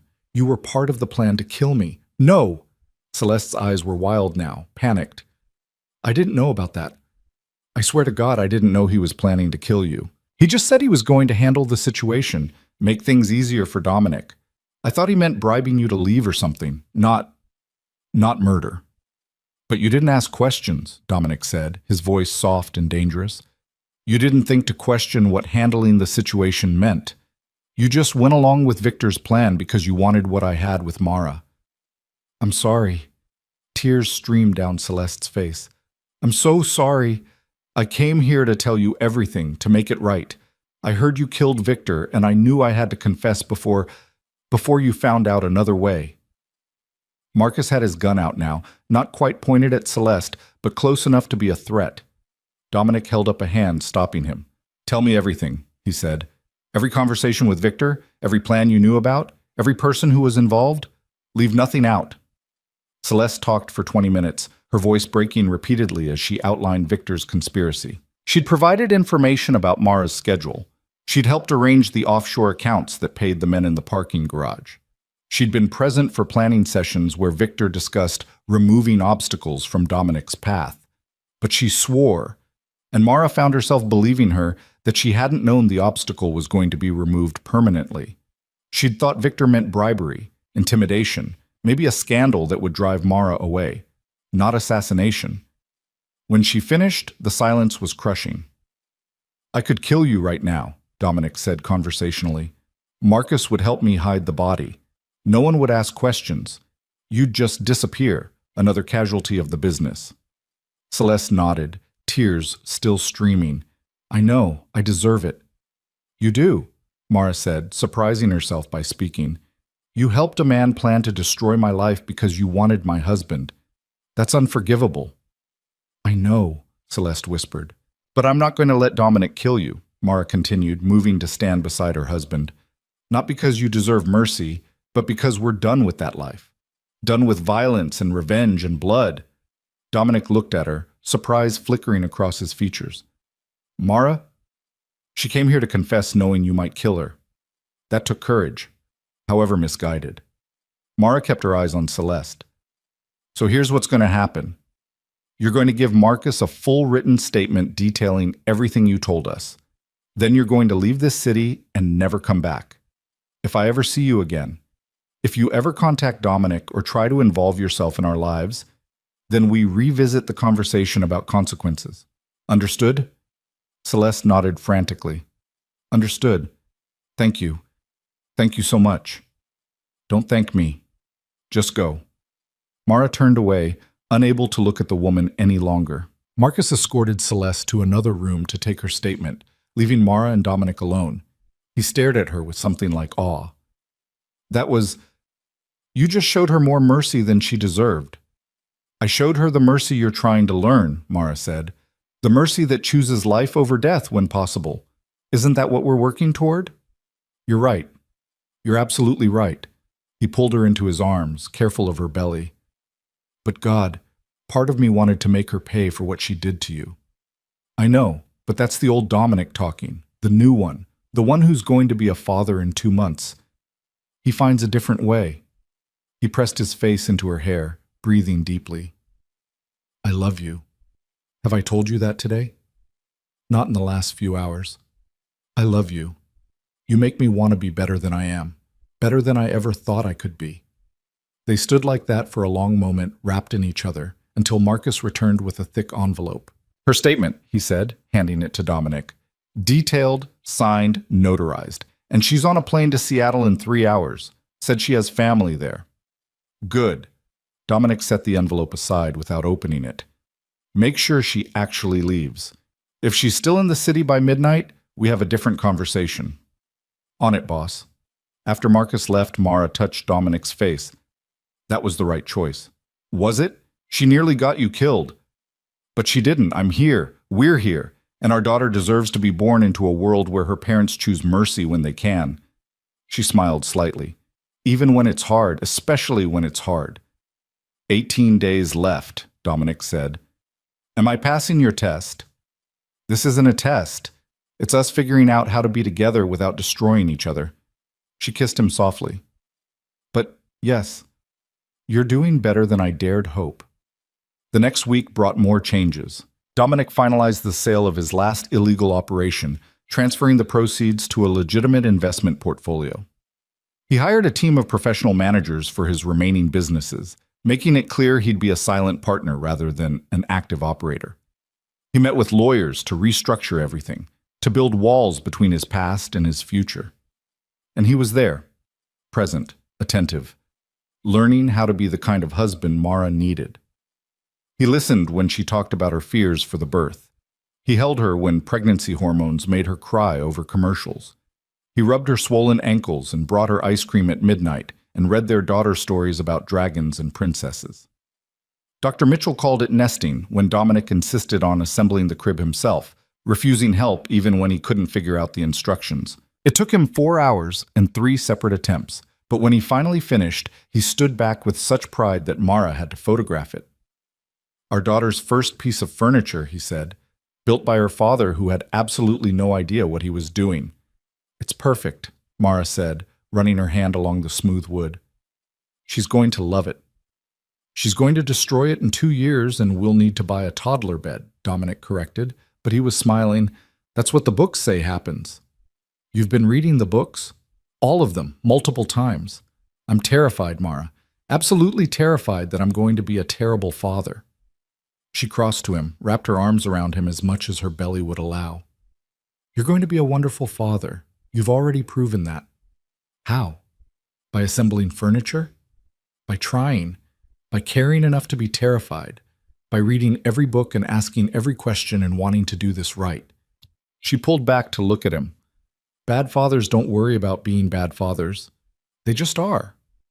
That's circular logic. But it's true. She kissed him. Trust me on this. Our daughter is lucky to have you. On day 16, they moved back to the main house. The threat from Victor's allies had faded as word spread that Dominic Vale was out of the business. The safe house had served its purpose, but now they needed space, real space to prepare for the baby. The mansion felt different this time, less like a fortress and more like a home. Dominic had made changes while Mara was away. Warmer furniture in the living room, photographs on the walls, plants that Elena tended with maternal care. The guest room Mara had used before was being transformed into a nursery. I wanted to wait, Dominic said, showing her the plans. Wanted you to help choose colors and furniture and all the things I don't understand, but I had the walls painted neutral and the floors redone. The rest we can do together. Together. The word felt revolutionary.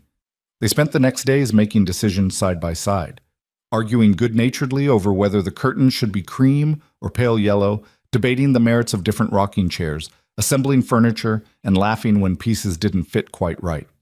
It was domestic and normal, and everything Mara had craved during their marriage. Sarah came to visit, bringing gifts and exclaiming over the nursery. She pulled Mara aside while Dominic was carrying boxes upstairs. He's different, she said quietly. I don't know what happened between you two, but he's softer somehow, more human. He's trying to be the man he thinks I need, Mara said. And is he the man you need? Mara looked toward the stairs where she could hear Dominic talking to Marcus about furniture placement. He's getting there. We both are. On day 20, Dominic took her back to the doctor. Doctor. Mitchell did a full examination, measured the baby, checked all the vital signs. Everything looked perfect. The baby was the right size, positioned correctly, showing no signs of distress. You're at 34 weeks now, Dr. Mitchell said. Getting close. I want to see you weekly from here on out. And Mara, I have to say, your stress levels are much better than they were. Whatever you're doing, keep doing it. In the car on the way home, Dominic reached for her hand. 10 days left. I know. Have you thought about what you want to do at the end of the 30 days? Mara looked at their joined hands, at the man who'd torn apart his empire to prove his love, at the father who'd read baby books until he could recite them from memory. I think I stopped counting somewhere around day 50. Does that mean? It means I want to try, Dominic. Really try. Not for 30 days, but for however long it takes to get this right. She squeezed his fingers. You've proven you can change. Now, I need to prove I can trust that change. She saw him swallow hard, saw moisture gleam in his eyes. That's all I needed to hear. But 3 days later, on day 23, everything changed. Mara was in the nursery, organizing baby clothes by size, when the first pain hit. It was sharp, sudden, radiating from her lower back around to her belly, with enough force to make her gasp. She grabbed the edge of the changing table, breathing through it, telling herself it was just Braxton Hicks, the false labor pains Dr. Mitchell had warned about. Then her water broke. She stared at the puddle on the floor, her mind refusing to process what was happening. 6 weeks early. Too early. The baby wasn't supposed to come yet. Dominic! Her voice came out shaky, panicked. Dominic! He was there in seconds, Marcus right behind him. He took one look at her face, at the water on the floor, and went absolutely pale. She's coming, Mara said, another contraction hitting hard enough to double her over. The baby's coming now. Dominic's face went from pale to determined in the space of a heartbeat. He crossed to Mara in 2 strides, catching her as another contraction made her knees buckle. Okay, we're okay, he said, and she could hear him forcing calm into his voice even though his hands shook slightly as he supported her. Marcus, get the car. Call Dr. Mitchell and tell her we're coming in. Tell her Mara's water broke and the contractions are already close together. 6 weeks early, Mara gasped, gripping his arms as the pain rolled through her. Dominic, it's too early. Something's wrong. Nothing's wrong. Babies come early sometimes. Dr. Mitchell said you and the baby are both healthy. He was already guiding her toward the stairs, moving carefully, supporting most of her weight. We're going to get you to the hospital and everything's going to be fine. The ride to the hospital was a blur of pain and fear. Contractions hit every 3 minutes, each one stronger than the last. And Mara found herself crushing Dominic's hand in a grip that would have made him wince if he'd been paying attention to anything other than her face. Breathe, love, he kept saying, his voice steady, even though his eyes were wild with concern. In through your nose, out through your mouth, just like we practiced. We never practiced, Mara panted. We were supposed to take classes. We were supposed to have time. Then we're improvising. Breathing, Mara. Focus on breathing. She tried, but panic kept overwhelming her. 6 weeks early. What if the baby's lungs weren't developed enough? What if there were complications? What if she'd waited too long to come back? Too long to get proper prenatal care? And now her daughter would pay the price for her choices. Stop, Dominic said firmly, cupping her face and forcing her to meet his eyes. I can see you spiraling. Stop. Our daughter is strong. She's a fighter, just like her mother. She's going to be fine. You don't know that. I do know that. Because I've watched you survive things that would have broken anyone else. I've seen you face down threats and danger and walk away stronger. Our daughter has your strength, Mara. She's going to be just fine. The conviction in his voice steadied her somehow. She nodded, squeezed his hand, and tried to focus on breathing through the next contraction. Dr. Mitchell was waiting when they arrived at the hospital, already in scrubs, her calm professionalism an anchor in the chaos. She examined Mara quickly, efficiently, while Dominic hovered at her shoulder looking like he might murder anyone who caused his wife additional pain. You're already at 6 centimeters, Dr. Mitchell said. This baby is in a hurry. We're going to get you set up in a delivery room and monitor both of you closely. The baby's early, but not dangerously so. 34 weeks gives us good odds for a healthy delivery. Good odds isn't certain, Dominic said, his voice tight. Nothing in childbirth is certain, Mr. Vale. But Mara is healthy, the baby has been developing well, and we have an excellent neonatal team standing by if needed. She looked at Mara. How are you feeling about pain management? We still have time for an epidural if you want one. Mara had read all the literature, had imagined going through labor naturally, proving she was strong enough to handle it. But another contraction hit and she heard herself say, Yes, please, whatever you recommend. The next 2 hours were a strange mix of intensity and waiting. The epidural helped with the pain, but left her feeling disconnected from her own body, watching the monitors that tracked her contractions and the baby's heartbeat like they belonged to someone else. Dominic never left her side, holding her hand, wiping her forehead with a cool cloth, murmuring encouragement that ranged from sweet to absurd. You're doing amazing, he said during one particularly strong contraction. Absolutely amazing. I'm in awe of you. I'm not doing anything, Mara said, her voice slurred from exhaustion. The epidural is doing everything. You're growing our daughter and bringing her into the world. That's everything. He pressed a kiss to her knuckles. You're the strongest person I've ever known. Elena arrived at some point, having been called by Marcus. She brought a bag with items Mara hadn't even thought about. A going-home outfit for the baby, toiletries, a change of clothes. She fussed over both of them with maternal efficiency before Dr. Mitchell shooed her to the waiting room. Family only in here, the doctor said, though her tone was kind. She's family, Mara said, but Elena was already backing toward the door. I'll wait outside and pray, she said. You focus on that beautiful baby. The labor progressed steadily, 7 centimeters, 8, 9. Each examination brought them closer to the moment Mara was both desperate for and terrified of. What if something went wrong? What if the baby needed immediate medical intervention? What if... Stop thinking, Dominic said, reading her expression. I can see every worry crossing your face. Just focus on right now, this moment, nothing else. I'm scared, she admitted. Me too. The raw honesty in his voice made her look at him. I'm absolutely terrified. But we're doing this together, and whatever happens, we face it together. At 10 centimeters, Dr. Mitchell's demeanor shifted from monitoring to active coaching. Okay, Mara, next contraction I need you to push. Dad, you're going to help support her. Ready? Dominic moved into position, one arm around Mara's shoulders, his other hand gripping hers. His face was close to hers, his breath warm on her cheek. You've got this, he whispered. We've got this. The next contraction built like a wave, and Dr. Mitchell's voice cut through the fog. Now, Mara, push. Good, that's good. Keep going.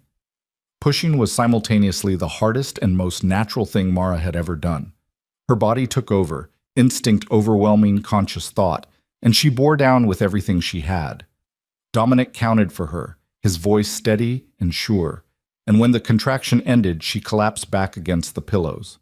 Excellent, Dr. Mitchell said. I can see the head. A few more pushes and we'll have a baby. A few more turned into 7 more contractions, 7 more rounds of pushing until Mara thought she couldn't possibly continue. Her body was beyond exhausted, beyond pain, operating on some primal level she hadn't known existed. One more, Dr. Mitchell said. One more big push and she's here. Come on, Mara, meet your daughter. Dominic's forehead pressed against hers, his voice rough with emotion. One more, love. You can do this. Bring our girl into the world. The final contraction hit, and Mara pushed with everything she had left, every ounce of strength, every reserve of determination, every bit of love she felt for this tiny person who'd been growing inside her. She felt the moment the baby slipped free, heard Dr. Mitchell's exclamation of satisfaction, and then silence. Terrible, crushing silence where there should have been crying. Mara's heart stopped. She tried to sit up, tried to see, but Dominic's arm kept her steady, while his own face had gone absolutely white. Why isn't she crying? Mara's voice was barely above a whisper. Dominic, why isn't she crying? Dr. Mitchell was working quickly, efficiently, suctioning the baby's nose and mouth. The neonatal team that had been standing by moved in, their presence both reassuring and terrifying. Come on, sweetheart, Dr. Mitchell murmured. Come on, baby girl. Let me hear you. The seconds stretched into eternity. Mara watched Dominic's face, saw tears streaming down his cheeks, saw his lips moving in what might have been prayer or plea. Her hand found his, gripped so tight she could feel bones grinding. Then, a cough, a sputter, and finally, gloriously, a thin wail that built into a full-throated cry of outrage. "There she is," Dr. Mitchell said, her own voice thick with emotion. "There's our fighter." Relief crashed over Mara so intensely she started sobbing. Dominic was crying too, his face buried in her neck, his shoulders shaking. They clung to each other while their daughter announced her presence to the world with increasingly furious screams. "She's small, but she's breathing on her own," Dr. Mitchell said, bringing the baby over. 5 pounds, 2 ounces, 15 inches long, perfect APGAR scores. She placed the tiny, squalling bundle on Mara's chest. "Meet your daughter." Nothing could have prepared Mara for the moment she first looked at her daughter's face. Tiny, red, furious at being removed from her warm cocoon, and absolutely perfect. She had dark hair plastered to her head, unfocused eyes that might turn gray like Dominic's, and the most beautiful fingers Mara had ever seen. "Oh," was all Mara could manage. "Oh, she's perfect," Dominic finished, his voice breaking. "She's absolutely perfect." He touched the baby's hand with one finger, and impossibly tiny fingers wrapped around his, gripping with surprising strength. Something in Dominic's expression cracked open, all the walls he'd built over years of survival and violence crumbling in the face of this 6-pound miracle. "Hello, little one," he whispered. "I'm your dad. I'm going to do my best by you. I promise." The baby's cries had settled into small, mewling sounds. She turned her head toward Mara's chest, instinct already driving her to seek food and comfort. Dr. Mitchell helped Mara adjust, guiding the baby to nurse for the first time. "She knows exactly what to do," the doctor said with satisfaction. "Strong, healthy, and clearly determined, just like her parents." For the next few minutes, the world narrowed to the three of them. Mara, Dominic, and their daughter, learning how to be a family. The medical team worked around them, delivering the placenta and monitoring Mara's condition, but it all felt distant and unimportant compared to the tiny person in her arms. "We need a name," Dominic said eventually, stroking the baby's dark hair with trembling fingers. "We can't keep calling her the baby." They'd discussed names during the past weeks, but never settled on anything. Nothing had felt right. Or maybe they'd both been afraid to make it too real before they were sure they could make their marriage work. "Elena," Mara said softly. "I want to name her Elena." Dominic looked up, surprise flickering across his face. After the woman who took care of me when I felt most alone, who kept your house running and your life in order, who prayed for us both." Mara looked down at her daughter. "Elena Rose Vale, if that's okay with you." "It's more than okay." He pressed a kiss to Mara's temple. "It's perfect. She's perfect. You're perfect. I'm exhausted and probably look terrible. You've never been more beautiful." And the way he said it, looking at her with her hair sweaty and her face pale and a baby in her arms, she believed him. The neonatal team wanted to take Elena for a full examination and measurements. Mara's every instinct screamed against letting her daughter out of her sight, but Dominic squeezed her hand. "They need to make sure everything's okay," he said gently. "I'll go with her. I won't let her out of my sight for a second. Promise? On my life." He carefully lifted Elena from Mara's arms, cradling her with the kind of reverence usually reserved for priceless artifacts. "We'll be right back, little one. Your mama needs to rest."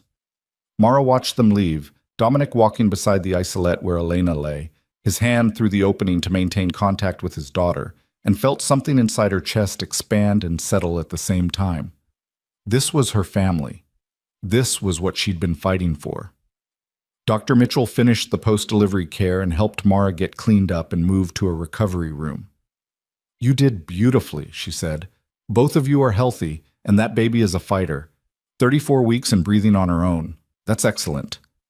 How long will she need to stay in the hospital?" "We'll monitor her for at least 48 hours. If she continues to eat well and maintain her body temperature, you might be able to take her home in 3 or 4 days." Dr. Mitchell made notes on her chart. "Get some rest. You've earned it. But rest felt impossible. Mara lay in the hospital bed, still feeling phantom kicks from a belly that was suddenly much smaller, waiting for Dominic to bring their daughter back. Every minute felt like an hour. When he finally returned, Elena was wrapped in a hospital blanket decorated with tiny stars, a pink cap on her head. Dominic carried her like she was made of glass, his expression one of absolute wonder. All her tests came back perfect, he said, carefully transferring Elena back to Mara's arms. They want to monitor her weight and feeding, but the pediatrician said she's incredibly healthy for being early. Strong lungs, good reflexes, already nursing like a champion. Elena had fallen asleep, her tiny face relaxed and peaceful. Mara counted her fingers and toes for the 100th time, still amazed that she and Dominic had created something so impossibly perfect.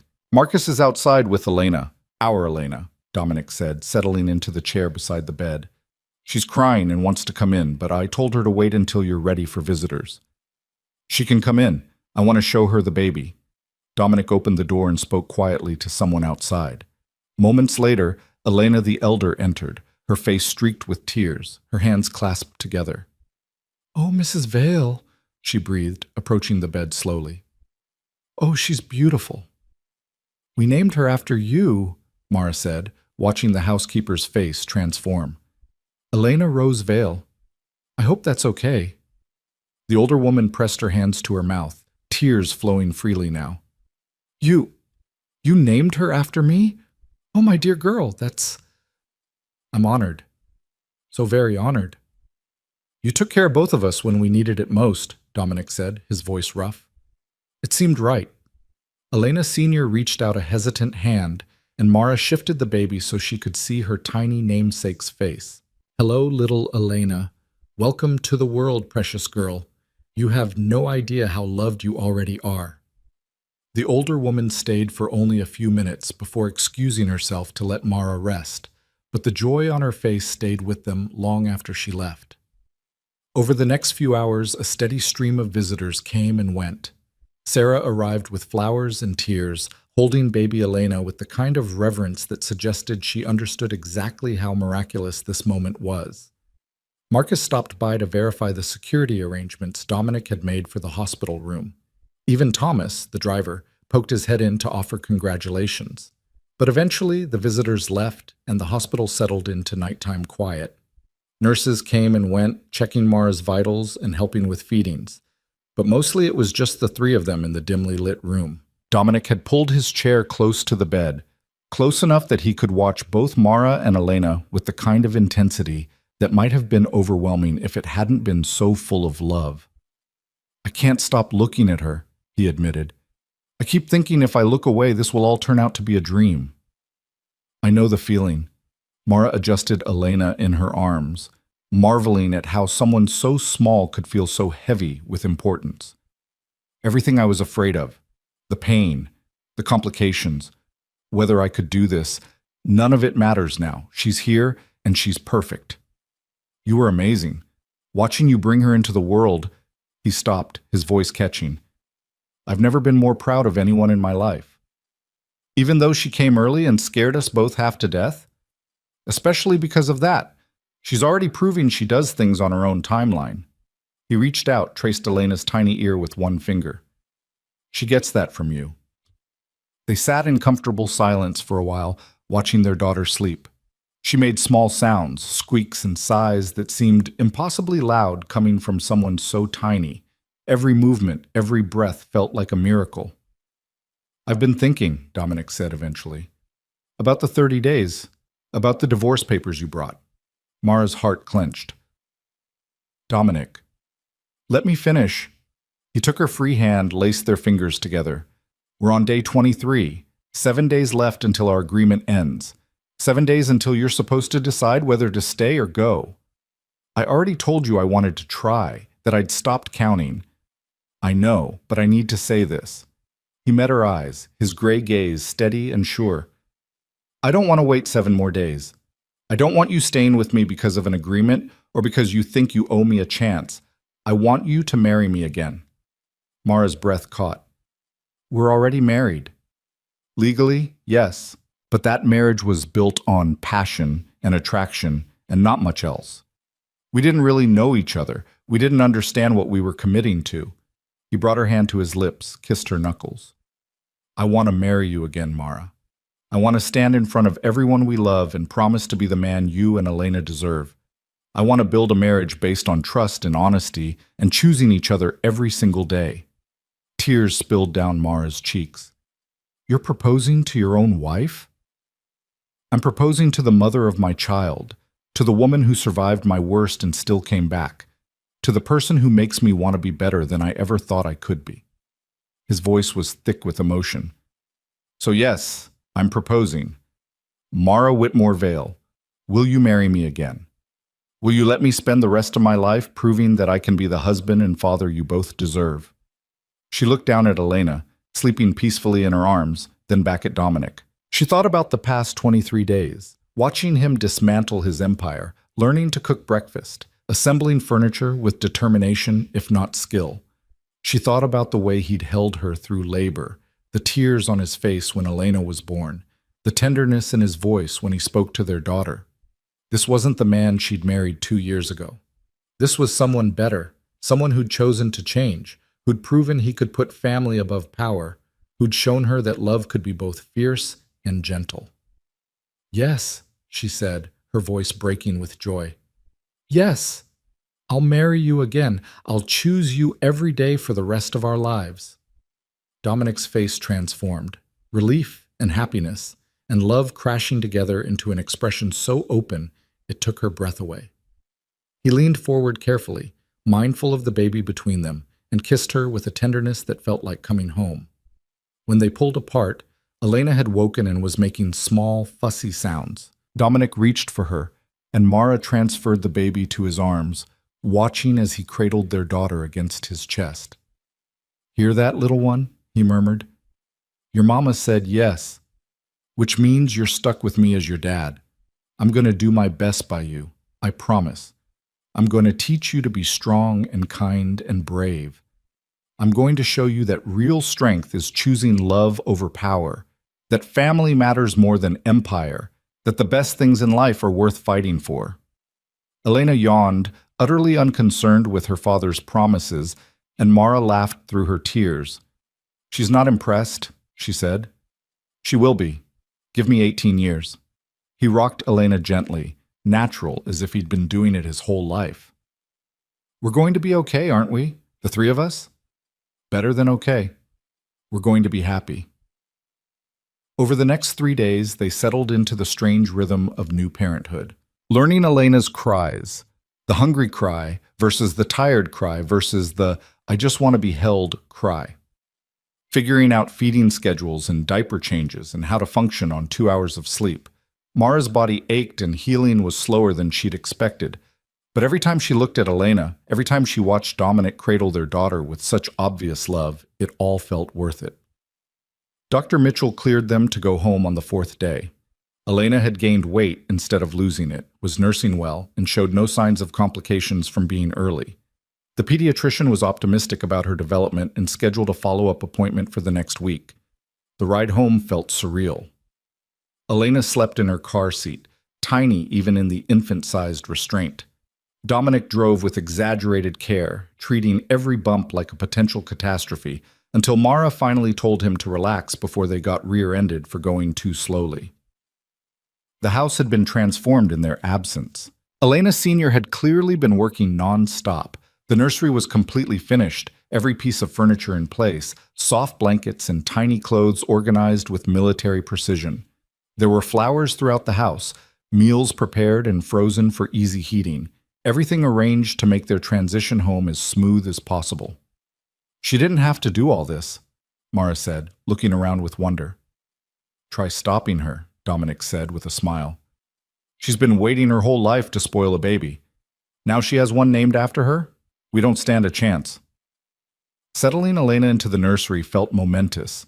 They'd imagined this moment so many times over the past weeks, but having it actually happen, placing their daughter in the crib Dominic had assembled, watching her sleep in the room they'd prepared together, made everything real in a way the hospital hadn't. She's really ours, Mara whispered, standing beside the crib with Dominic's arm around her waist. We really get to keep her. For the rest of our lives. He pressed a kiss to her temple. And we're going to do right by her. Both of us. That night, they took shifts with Elena's feedings. Dominic insisted Mara rest and brought the baby to her when she needed to nurse, then walked Elena back to sleep afterward with the kind of patience Mara had never seen in him before. Around 3 a.m, she found him in the nursery, sitting in the rocking chair with Elena on his chest, both of them asleep. The sight made her heart clench. This dangerous man who'd built an empire on fear and violence, reduced a putty by 6 pounds of infant. This was who he could be when he chose love over power. This was the father their daughter deserved. She took a photo with her phone, capturing the moment, then gently woke him to suggest they all get some real sleep. The weeks that followed were exhausting and beautiful in equal measure. Elena was a relatively easy baby. She slept in 3-hour stretches, fed well, and only cried when she had a legitimate reason. But even easy babies required constant attention, and Mara found herself operating in a fog of sleep deprivation and hormones and overwhelming love. Dominic threw himself into fatherhood with the same intensity he'd once applied to business. He learned to change diapers without flinching, mastered the art of the swaddle, and could soothe Elena's cries with a combination of rocking and humming that seemed to work like magic. He took night shifts without complaint and brought Mara food and water and anything she needed while she was nursing. He also continued dismantling the last pieces of his criminal empire. The final warehouse sold, the last offshore account closed. He met with lawyers to ensure everything was legal and clean and couldn't come back to haunt them. By the time Elena was 3 weeks old, Dominic Vale, the crime lord, had ceased to exist. What remained was just a man, a husband, a father, someone learning how to build a life based on love rather than power. "I don't miss it," he told Mara one evening while they watched Elena sleep in her bassinet beside their bed. "I thought I might. Thought I'd wake up one day and regret walking away from everything I'd built. But I don't. This is better, so much better." "No regrets?" Mara asked, needing to hear him say it. "None. Well, one, I regret that I didn't do this sooner, that I wasted time trying to be someone you couldn't love instead of becoming the person you deserved. I always loved you, Dominic. Even when I ran, even when I was terrified, I loved you. I know, and now I'm going to spend the rest of my life proving I'm worthy of that love." 2 months after Elena's birth, they planned the wedding. Not a grand affair like their first marriage, which had been more about spectacle than substance. This time, they wanted intimate and meaningful, just close friends and family in the garden of their home, celebrating a commitment they'd chosen rather than stumbled into. Sarah helped with the planning, bringing fabric swatches and flower samples to the house while cooing over Elena. Elena Sr. baked and fussed and cried happy tears at least 3 times a day. Even Marcus got involved, helping Dominic choose a suit and offering surprisingly good advice about wedding vows. The day of the wedding dawned clear and perfect. Mara stood in her bedroom looking at herself in the mirror and barely recognized the woman staring back. She'd chosen a simple dress in soft ivory, nothing like the elaborate gown she'd worn the first time. Her hair was loose around her shoulders. She wore minimal makeup, but she'd never felt more beautiful. A soft knock sounded, and Sarah poked her head in. "Ready?" "More than ready." Downstairs, chairs had been arranged in the garden, facing an arbor covered in white roses. The guest list was tiny, maybe 20 people total, but each one mattered. Elena Sr. sat in the front row, holding baby Elena, who was dressed in the most elaborate christening gown money could buy. Marcus stood beside Dominic as best man, looking uncomfortable in his suit but pleased to be included. And Dominic, he stood beneath the arbor in a dark suit, his eyes tracking Mara's approach with an intensity that stole her breath. When she reached him, he took her hands and she could feel them trembling slightly. The officiant they'd chosen was a simple courthouse judge who'd agreed to do the ceremony in their garden. She spoke briefly about love and commitment and the importance of choosing each other every day, but Mara barely heard the words. She was too focused on Dominic's face, on the tears she could see gathering in his eyes, on the way he looked at her like she was his entire world. When it came time for vows, Dominic cleared his throat and began to speak. "Mara, the first time we got married, I promised you forever without understanding what that meant. I thought love was passion and possession, that keeping you close meant keeping you safe. I was wrong about so much. His voice was steady despite the emotion there. Today, I promise you something different. I promise to choose you every single day, even when it's hard. I promise to be honest, even when the truth is uncomfortable. I promise to be the kind of father our daughter deserves and the kind of husband you've always needed. I promise that I will never stop working to be worthy of your love. Mara's turn came, and her voice shook as she spoke the words she'd written in the quiet moments between feedings and diaper changes. Dominic, you've shown me what it means to truly change. You've proven that people can choose to be better than their pasts, that love is powerful enough to transform even the hardest hearts. I promise to trust in that change, to build a future with you based on honesty and partnership. I promise to be your partner in all things, to choose you every day just as you choose me. And I promise to show our daughter that real love, the kind worth having, requires both people to be brave enough to be vulnerable. The judge pronounced them married again, and when Dominic kissed her, it felt like both a beginning and a homecoming. Their guests applauded, and baby Elena chose that moment to let out a wail of protest that made everyone laugh. The reception was simple: food and wine, music and conversation, Elena being passed from guest to guest, while Mara and Dominic circulated together, his hand never leaving the small of her back. They cut a cake that Elena Sr. had baked, danced to a song that meant something only to them, and watched the sun set over the garden where they'd promised each other forever for the second time. Later, after the guests had left and the house had settled into quiet, they stood in Elena's nursery watching their daughter sleep. She'd grown so much in just 2 months, her face filling out, her features becoming more defined, her personality starting to emerge. She was curious and determined, easy to smile and quick to voice her displeasure, and already had both her parents wrapped around her tiny fingers. "We did it," Mara said softly. "We actually made it work." "We're still making it work," Dominic corrected. "Every day. But, yeah, we're doing it together." He pulled her closer, pressed a kiss to her hair. "Thank you for coming back, for giving us another chance, for believing I could change.